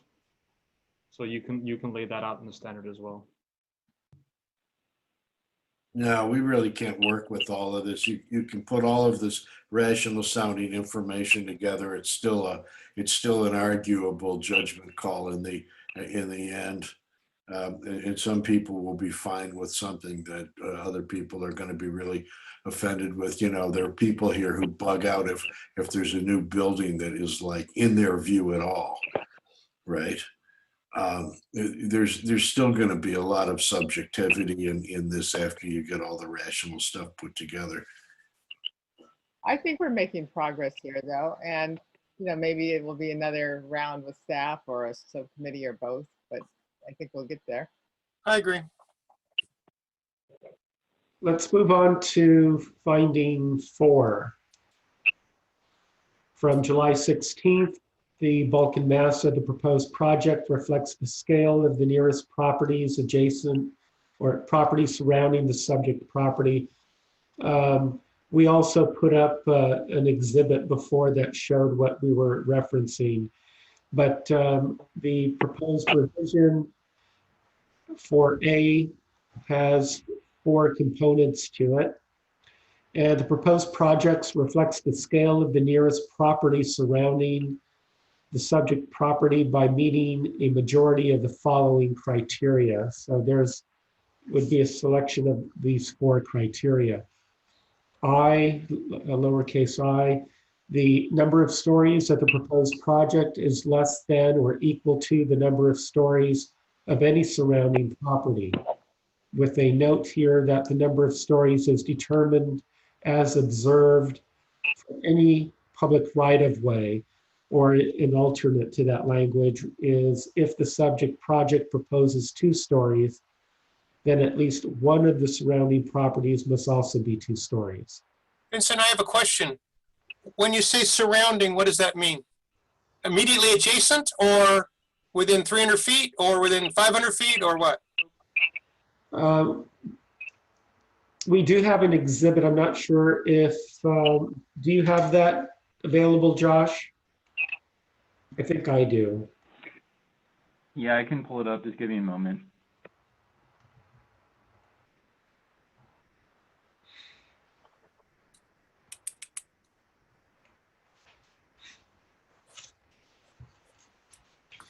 It basically meant adjacent properties.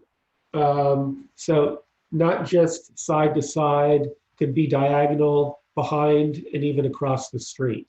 So we were looking at approximately 9 to 11 properties from what I recall. So they were immediately adjacent in some way? Yes. Okay. What does that mean if you're next to a vacant lot or a parking lot? Then that probably would be your adjacency. It wouldn't go beyond that.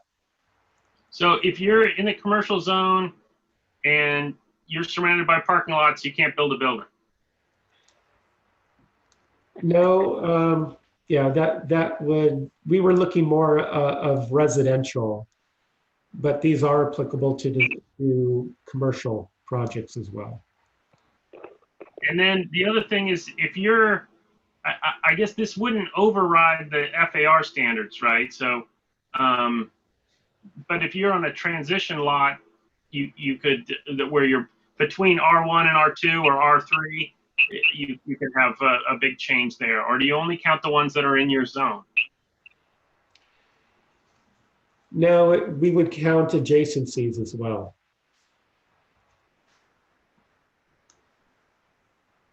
We had to throw the whole thing out and just go to form-based code. It would be a lot easier. What's form-based code? What do you mean by that? Form-based code, it's a whole area of work and study. If you look, for instance, at the firm Moulin Polyzoides in Pasadena, they just define an awful lot of things by volume, and they have a way of codifying it. It's being used in some municipalities now, and it just like eliminates all of these very, very complicated trying to describe verbally what the form wants to be and not be. And it's a very interesting concept that's starting to take hold in different places. Can staff look into that as a possibility? No, that's really almost throwing out the zoning code to a certain degree. I'm not sure if I really follow the practices of form-based code. Oh, it is. It's major surgery. Yes. And, I was a project manager for the Delmar station that Moulin Polyzoides designed in Pasadena. And that was really some of the early concepts of form-based planning. Okay. Although it would be very, very interesting in a development like the monastery, maybe they're going to be doing a specific plan, and maybe just doing it form-based would be a very interesting way for people to actually be able to visualize a lot more of this. But that's another discussion. So going back to number 4, these were some of the diagrammatic examples that we were showing. If we can go back to that graphic, Josh.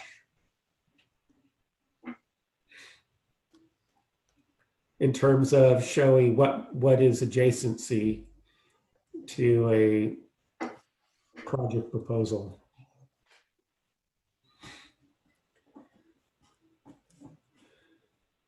So why don't we go back to the findings, and I'll go through the item 2, which is the gross habitable floor area of the proposed project is no more than, and it's up to, we were going to have a dialogue with the commission about what would be the most appropriate measurement.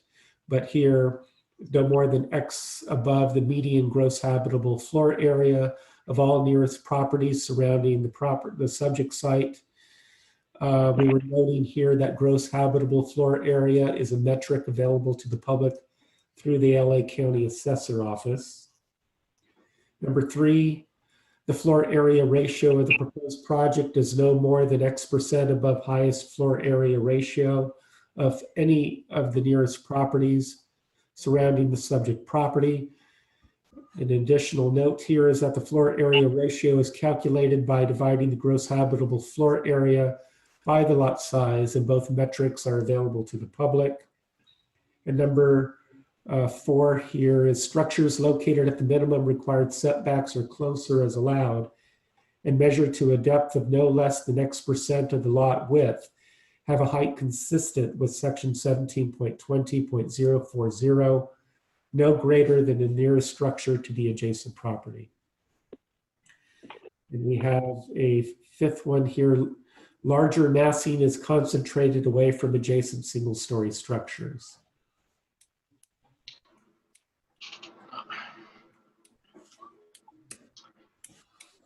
One of the issues we have here is we're limited to the LA County Assessor's Office data to compile this comparison, which puts us at a big disadvantage because they don't count garages.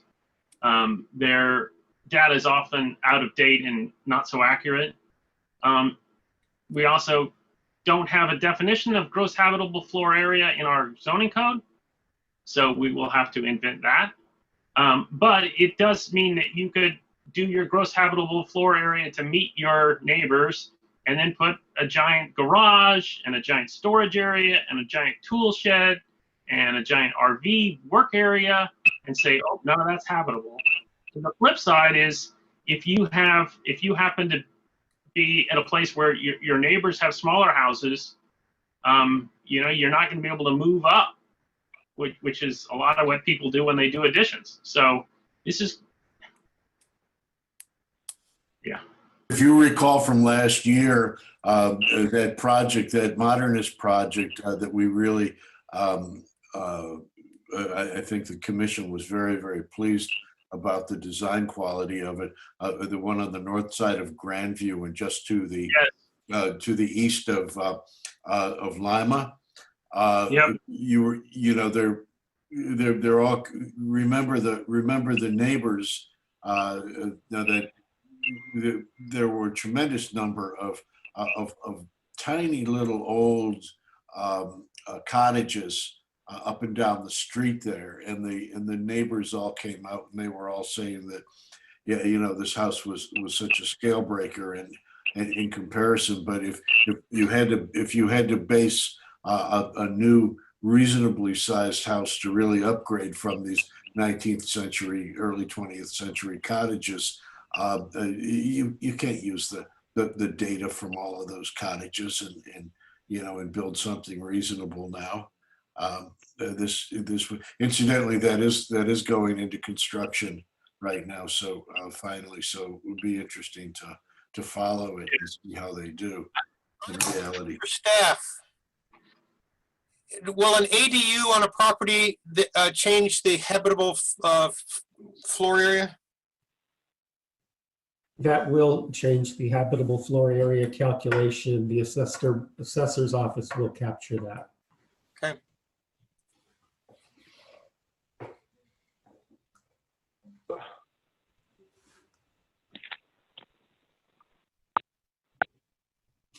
Shall we move on to 5?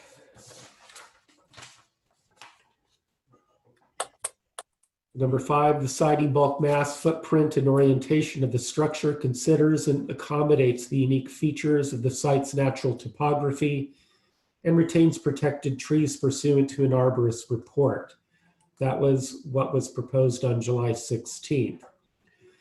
Revisions to number 5, we have 3 items here. 5A, structures shall be terraced to follow the slope of the pad where the landform slope's greater than an X%. It could be anywhere, 15% or greater. 5B, building mass and roof lines shall be stepped to follow the natural contours of the slope as identified in a topographic map prepared by a land surveyor of record. 5C, where applicable, the project preserves protected trees consistent with Chapter 12.20 and an arborist report. I have a question about the arborist report.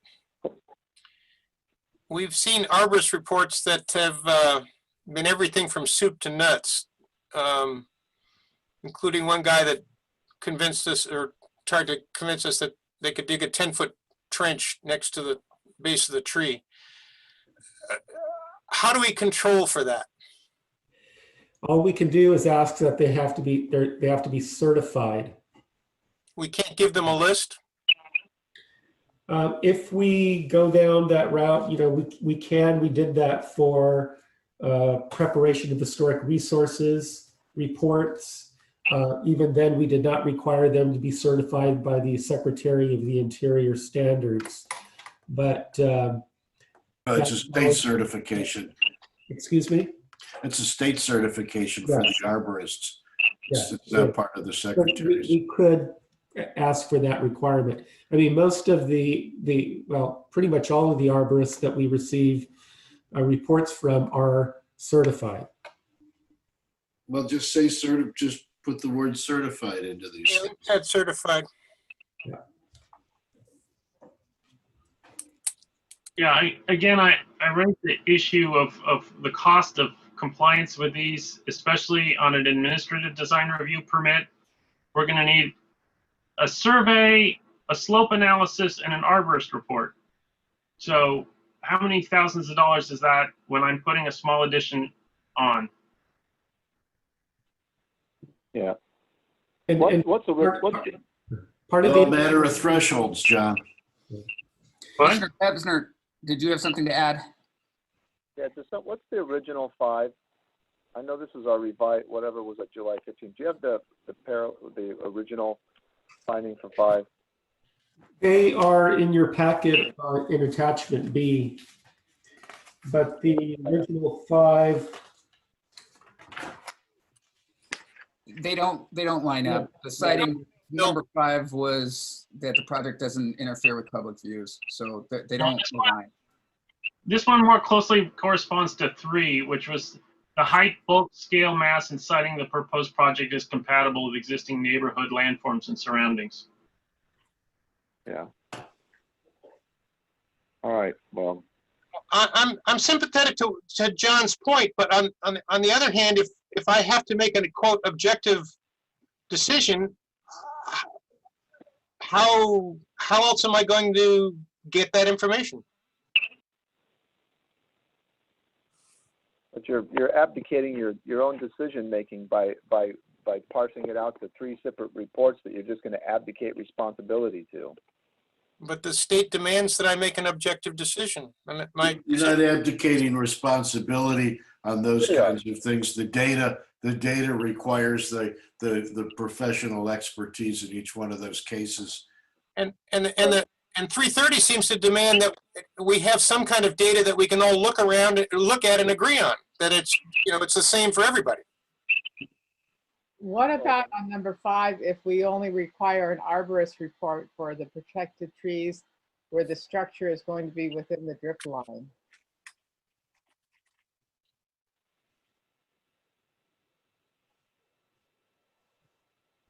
Does that save the trees that are outside the drip, or outside, or? Yeah, outside the trees that are where the drip lines are outside the building structure aren't going to be affected by the building structure at all. So we don't need an arborist report in that regard. But do those trees get preserved or not? We change protected trees. Oh, well, can't the town tell whether it's a protected tree by visiting the site if it's just a small project? Well, it seems like that there's some kind of arrangement where the applicant can ask the town that they can replace a tree that they take out. I mean, we saw in Grove that the guy could remove an oak tree, but promised to, I guess, put another one in somewhere else.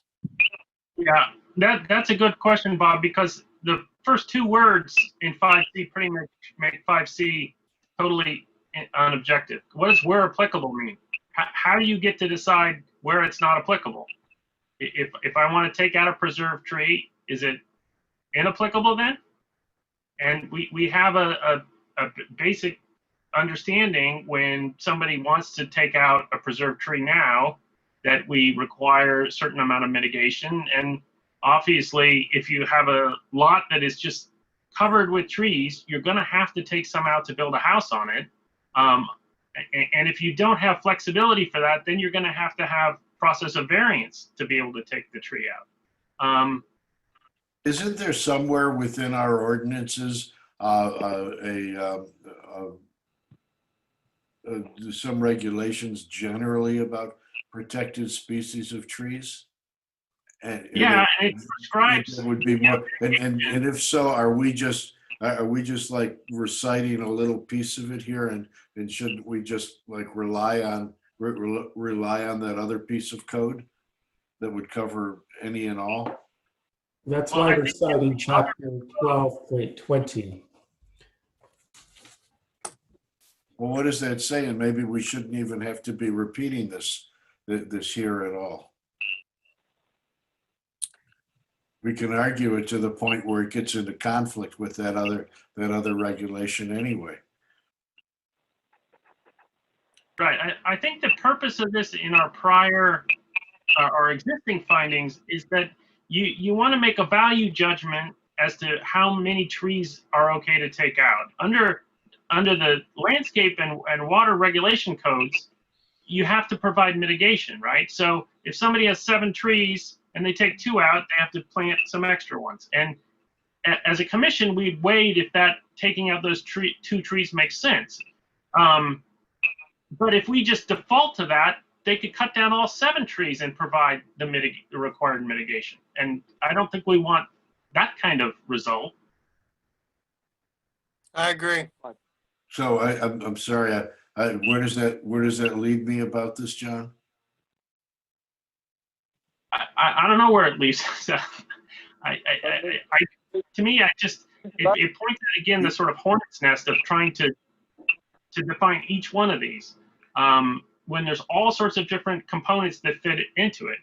And that's one of the reasons why we have a simplistic set of findings that has subjectivity, and as opposed to, a very detailed things that some other bigger cities have developed that take into account these kind of concepts. Yeah, So,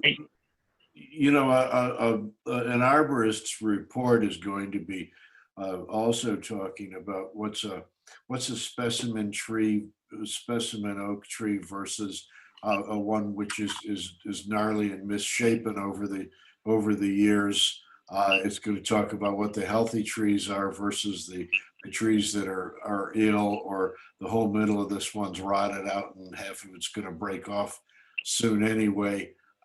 In which case it's better to remove them and mitigate with something young and healthy, which is going to be a great tree when your kids are living here as adults. We tend not to think about future generations, only what the landscape looks like right now. But I mean, a responsible certified arborist report, whether it's in in 1220 or in here, is going to parse things out. And there are times when a tree wants to be or can be removed. So it's an oak, but it's dying, or it's oak and it's broken.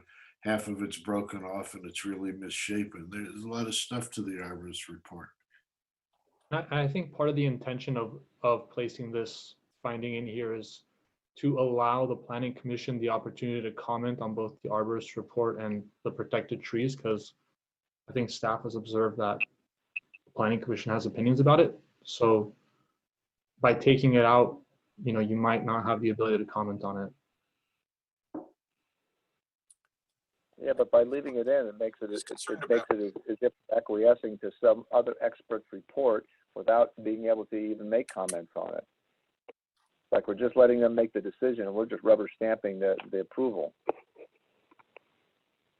Well, you could still make comment on it, especially if there's like, though, which gets us what? If we can't make a ruling on it, and they need this is the objective finding, we're rubber stamping, then they're just coming before us to have us be able to make a few rulings on the things that we have some subjectivity to. This doesn't really help us much, and I'm not sure. I agree with Bob. I think some of the arborist reports have even been premature and haven't even given us the information we need. We had to have them go back after the fact and clarify for us things that we saw on the site that just didn't make any sense logically. I don't think you'd necessarily be rubber stamping though, right? Because the arborist report has to be consistent with chapter 12.20.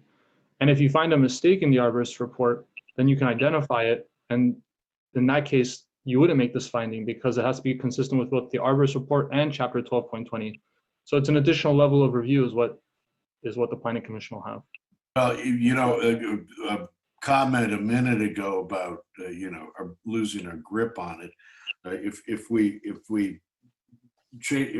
include the correct language in additional application materials, any responsible architect is going to be showing you whether they do it themselves or they use a landscaper as a consultant or whatever, they're going to be showing you the existing trees, the trees that they're proposing to remove. It is part of a landscape plan and a grading plan, and it is coordinated. It's the responsibility of the licensed architect to coordinate the arborist's report into the overall design that we get to see. So, we're doing a lot of trying to anticipate how this isn't going to be done, but in terms of coordinating, how do you coordinate regrading something and tree removal, for instance, to say nothing of the footprint of the house? It's on the due diligence of the licensed architect to get this stuff coordinated on the drawings that are submitted to us. And the kind of problem that we've had in the past has been with this one level of drawing that we discussed previously, where that just never seems to happen.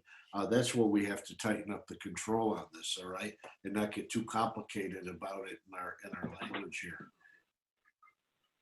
So now, in order to streamline and objectify, I'm going to need a survey, a slope analysis, an arborist report, a certified architect, and a landscape architect, and for my administrative design review permit. Yeah, John, there are places around I've had to deal with where by the time the city gets done with everything they want to see, not only their planning review, but their development, their development review committee, which has a lot more people on it, like all the city departments and stuff. You're near Monrovia is one of these, okay, right near here. You're nearly doing 50% working drawings just to satisfy all of the stuff that they're looking for. We're pretty light in comparison to them. Well, I agree with you, but that's the way it's all mounting up these days. But that's not a goal to aspire to, and the whole point of this, and this is what I made a point of saying we should discuss at the beginning. Why are we trying to do this? We're trying to streamline the code. We're trying to increase affordability, and we're trying to make small projects easier to approve. And by going with this objective criteria, we are doing exactly the opposite. It's all about thresholds. well, John, maybe just the original 5 works better in that regard. It doesn't necessarily require anything but an arborist report for protected trees. And there's more, it's less expensive. But does it comply with 330? No, yeah, see that the problem I think are certain terms in the original, the July 16th number 5. Like, so for example, unique features might not be applied uniformly. And so as a result, there's that weakness, but I mean, it can always be, the whole point of this is to hear planning commission's feedback and to improve them. So it's all part of the discussion. If you think that works better, we can work on improving that. Look, if you define your threshold, I'm starting to feel like a broken record here, but if you design your thresholds well, then the little projects are not going to be subject to all of these kinds of things. You didn't need any of this stuff for like the 333 Sunnyside. The architect could just do a couple of general drawings, it'd be fine. And if we work things so that it's luxury housing, well, if they have to provide it, they do. But I think that most of it would be, most of this complication is going to wind up being applicable to the stuff in the middle that is really being addressed by these housing laws, and those are going to be bigger developers, and yeah, it's a cost to them. But I don't think it. I think again, if we design the thresholds, that we're going to be doing a very good job of designing out here a lot of the complication for our own citizens. as opposed to outside developers. So we're gonna adjust the thresholds to deal with the issue of the smaller projects, streamline that, and then we're gonna have this left over that isn't gonna give us as many tools to deal with the luxury houses. It seems like we're chasing our tails. I'm totally with you on the thresholds and trying to simplify things for smaller projects. I just don't see what good we're doing here. Well, I put a cap on this. I don't know how. Okay, it's we have to talk about it in a subcommittee, but we'd have to put a cap on this so that basically luxury housing would just be subject to the way our code is right now. I think the fact of life is that the city council has told us we must address it, and SB 330 has told us that it must meet certain criteria. So we are being told to address it while we would rather not, and because we have to address it, it has to be in compliance with 330. So we have to make certain changes that we perceive as to be a little more onerous. But that's what happens when we change it. Well, A colleague was recently at a symposium on SB 330 that was led by a developer's lawyer and a city attorney, and by the end of the symposium, those two lawyers that you might see on opposing sides were in total agreement that SB 330 is just a really lousy law. Well, we're stuck with it. Yep. But we're not stuck with building into it when we don't need to. Okay. Yeah, I agree. I agree with Commissioner Hutt. We So could are put some fresh in areas that would make it easier, but I don't know that we do any good by trying to slice and dice this because someone, basically told us to, make bricks without straw. Well, why don't we finish this and then go back to the existing and see if we've left any important stuff out? I agree. So number 6, where applicable, the project incorporates adaptive reuse, preservation, or restoration of the current structure. So that was drafted. It's very similar to what the existing finding is in 8B. And I'll read that one. Where applicable, adaptive reuse or other preservation and restoration of historic structures. So the original references historic structures. This one, we were trying to just capture not only historic structures, but all structures over 75 years of age without specifically citing that. So the 6A option reads as follows: for structures located on properties either 75 years of age or older, that's the first criteria, or secondly, deemed eligible for listing as a landmark, or 3, listed in any local, regional, state registry as an historic landmark, the applicant shall implement identified mitigation measures for adaptive reuse, preservation, or restoration pursuant to the historic report or survey prepared by an architectural historian who is certified by the Secretary of the Interior Standards. I'm okay with that. No, it's all wrong. I've done quite a few of these as a professional. Okay, it doesn't really describe the process very well at all. But I would like to just I understand the intent here, and I would like to just write a couple of tweaks when I'm awake. And that your intent is fine here. But these investigations by architectural historian. I'm a qualified historic architect under the Secretary of the Interior Standards. If you do a full-blown report on one of these things, it can cost $4,000 or $5,000, and that is a tremendous burden to a lot of homeowners. Cities are looking right now on what the shorthand version is of being able to, make in some places is 45 years the threshold, and cities are looking for ways right now to cover themselves, but to be able to relieve the owners of little ranch burgers and stuff having to go through all of this. And typically one is done after one of these is written after the applicant knows what they want to do with the property. Yeah. And I really don't understand the point of finding 6 or 6A, because it somewhat summarizes, in as Joe said, not necessarily the best way, our existing demolition ordinance. We have a demolition ordinance that covers all this. So why do we need this? This doesn't get us anything, and it sort of shorthands it so that we miss what we need. The purpose of the prior 8B, which this is meaning to sort of echo, was that it was part of finding 8.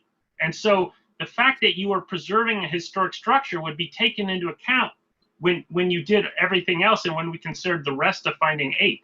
If you're going to take that finding out of finding 8, it really doesn't do any good, because we have a full demolition ordinance that covers this, and you don't get the benefit of restoring as it applies to the remainder of finding 8. So I don't see what this does for us. so something that's subject to SB 330 is still going to be subject to our other regulations, such as is demolition or trees, right?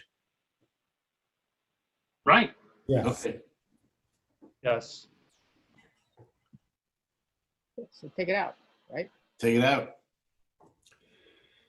And then the last item here was just a discussion on architectural design elements, and as was already discussed by the commission and Commissioner Catalano, these type of items are really meant more for design guidelines, and we could not find a way to put them in as findings either.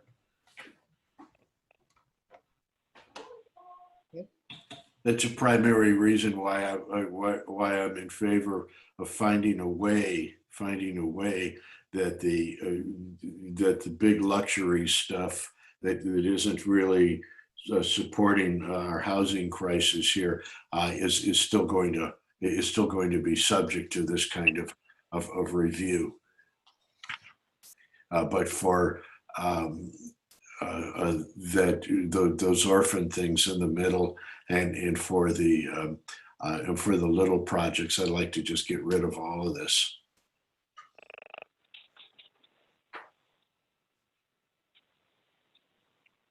Hold on. Yeah, Sorry, subject to thresholds. Yeah, what Joe was saying there is the case for finding 8, our existing finding 8, which has been left off here. Finding 8 only cuts in when you have a very large home, 3,500 square feet or bigger. And if we don't have some sort of additional review on very large homes, then that means people are going to just get bigger and bigger. And a house that's 4,000 square feet is not helping the affordability crisis at all.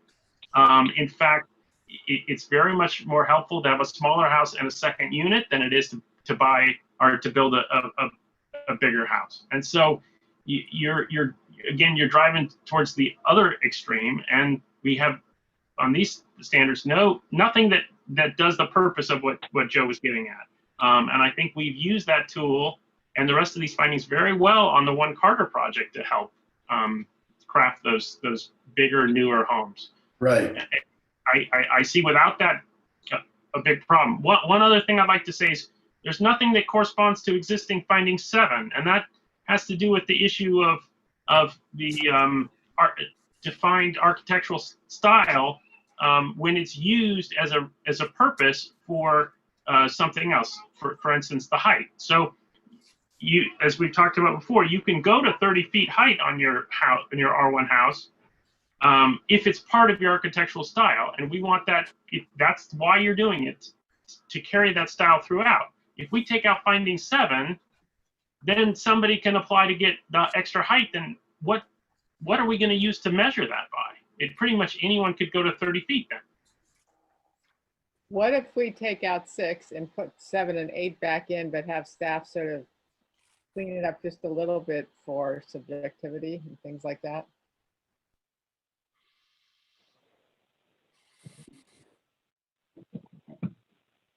So I think our struggle was when we were looking at this, that you could probably have an objective finding for materials or color or those types of elements. But it'd be very limiting for the applicant. And I think I have to look at 7 and 8, but if we did the same thing for 7 and 8 and tried to convert them into objective findings, again, it would be very limiting, especially, yeah, 8. It'd be very limiting to the applicant. So that was our concern. This is not the kind of town where people, if you have citizens, if you have private people who want to build a larger house, that they're going to want to be told you have a lot of limitations put on them. We're not Santa Barbara, we can't say, hey, we've got this beautiful uniformity here in the city that if you want to live here, this is the kind of uniformity that we have to maintain. You buy that when you buy into Santa Barbara, but it doesn't fly here at all. So we have to be cognizant of allowing people a lot more latitude, and that unfortunately means, we got to have some design review on that stuff. Yeah, it's all sort of like what you got up at one Carter.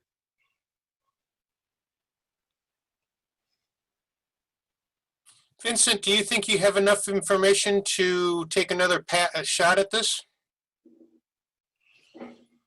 I believe we do, and we'll see how we want to move forward, and also the commission, if you still wanted to appoint a subcommittee, whether it be this evening or at our next meeting.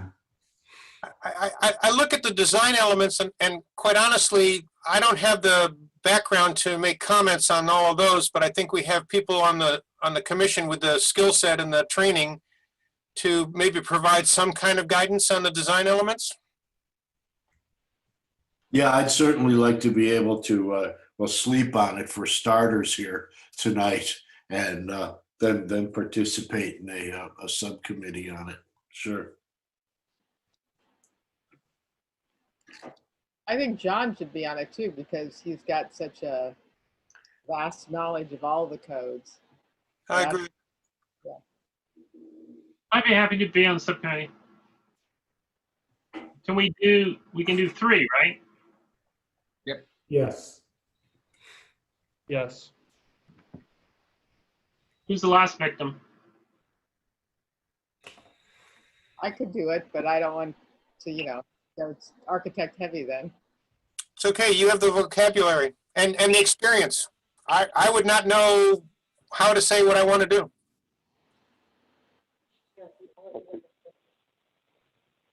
Up to you, Peggy. I could volunteer too. Oh, you want to do it? How does that work? Joe? We can only have 3 commissioners participate in a subcommittee. Yeah, so Joe and John and Bill. I think an architect should be better. You do it for a living. You can describe these things. I was an architect. Okay.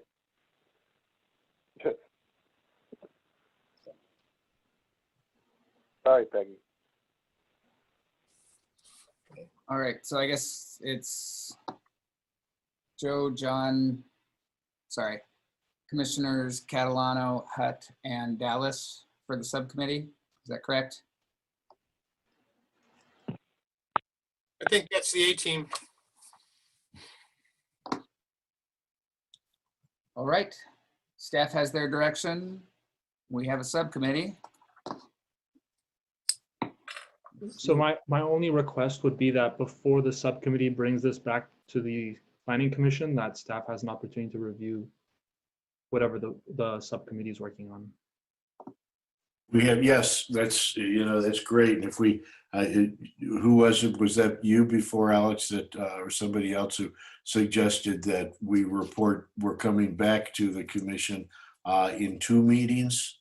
So we have basically a month, and that really does give us the time to do that kind of coordination. That was Commissioner Hutt that suggested that, and we can definitely do that.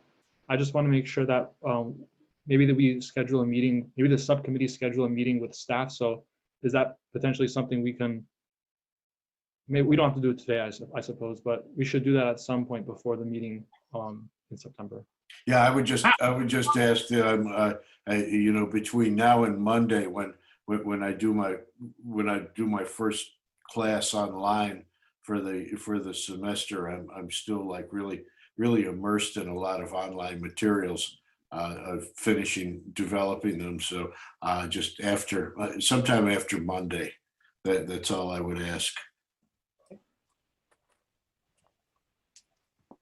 Well, I'm trying to understand what Alex is trying to get at. Are you want a meeting early on or after the subcommittee has deliberated? So it's up to the subcommittee. I'm curious to hear what Director Gonzalez has to say. I think it's really up to the subcommittee. My only issue is I don't want to discuss, because this is a sensitive subject because of SB 330, I wouldn't want to discuss my opinions about what is or is not legal in open session. I'd rather do that with the subcommittee first, so we know whatever we bring to the whatever we bring to the planning commission is legal. That's my concern. Right.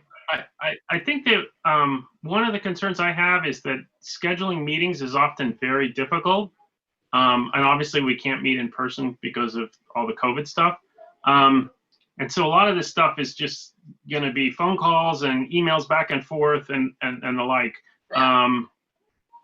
So, Joe was saying that we have about a month between now and our second meeting for now. But if you guys are going to get the thing and review it, we're going to need to get you something well in advance of that. And just in order to publish the stuff, you need it well in advance of that. So I'm trying to figure out how much time we have to noodle on stuff and come up with ideas, and then we can bounce it off staff to get thoughts. And not everything needs to be done all at once either. I mean, if you want to do one part, one chunk, and then do another chunk later, you can also do it that way. Can we socially distance in cafes or Lucky Baldwin's or anything like that? I can set up a Zoom meeting. Huh? I have the ability to set up a Zoom meeting. Yeah. I think it's either a Zoom meeting or perhaps the subcommittee can submit something to staff ahead of time, and then the staff can have a Zoom meeting and review it and provide feedback. Working directly with you, even in the course of a meeting, Alex, would or would not violate the three people are just the commissioners, right? But the 3 people are just the commissioners, correct? Okay, but if we wanted to, if the 3 of us wanted to consult with you or with Vincent about something in particular, that would not be a violation? You can have an infinite number of staff present. Okay, thank you.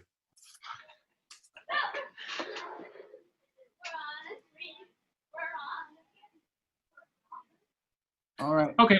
I think it makes sense for the subcommittee to schedule that stuff with staff offline instead of consuming everyone's time trying to figure that out now. Okay. Yeah, but I would encourage you to include staff, because we can't on one hand say we have so little time to get this done and we've got this forcing function of the city council hanging over our head and then be told that we have to wait another meeting so that it can be reviewed. So Yep. I highly recommend that the deputy city attorney attend those meetings and give that feedback real time, so that there is not a delay that's caused by staffing in us getting this back to the city council. I agree. Good. Yep. All right. If you guys want to meet Oh, hello? Yes. Hello? You do have the option to meet in person. I mean, there's no COVID standard that says not, if you maintain a 6-foot distance, that you can't meet in person, so. Hello? So technically, the LA County health order still says that people not part of the same household shouldn't meet, but it does allow individuals to frequent certain places where members of their household are not present. So like you can go to the grocery store, you can go to the beach, you can go to those places, even though members of your household are not there. But the guidelines technically the LA County order technically tells us not to congregate with people that are not our own, that are not part of our household. You can write him a note, Bill. Yeah, I disagree with that, so that's fine. That doesn't take the CDC's guidelines into effect. That's a local ordinance, so we have to acquiesce to the law, I guess. You mean, so if I go to dinner tomorrow night with a girlfriend, and we're outside having dinner, that because she and I don't live together, that it's in violation? So we should probably move along here.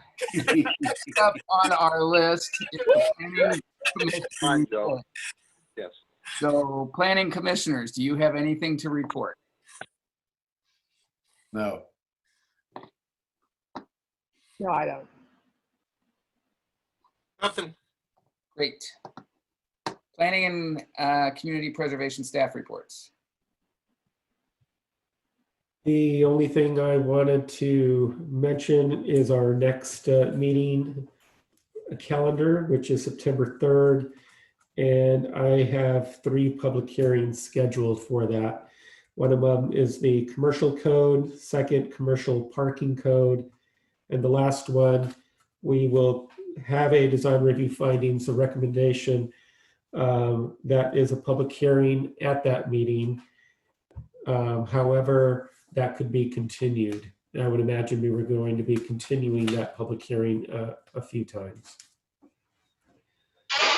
But just a point of order, if we have that public hearing on the record, the subcommittee could, if we come up with questions that we want to bounce off the whole commission, we could do that at that meeting, right? Yes. We could say, hey, here's some issues that we had. What do you guys think about this?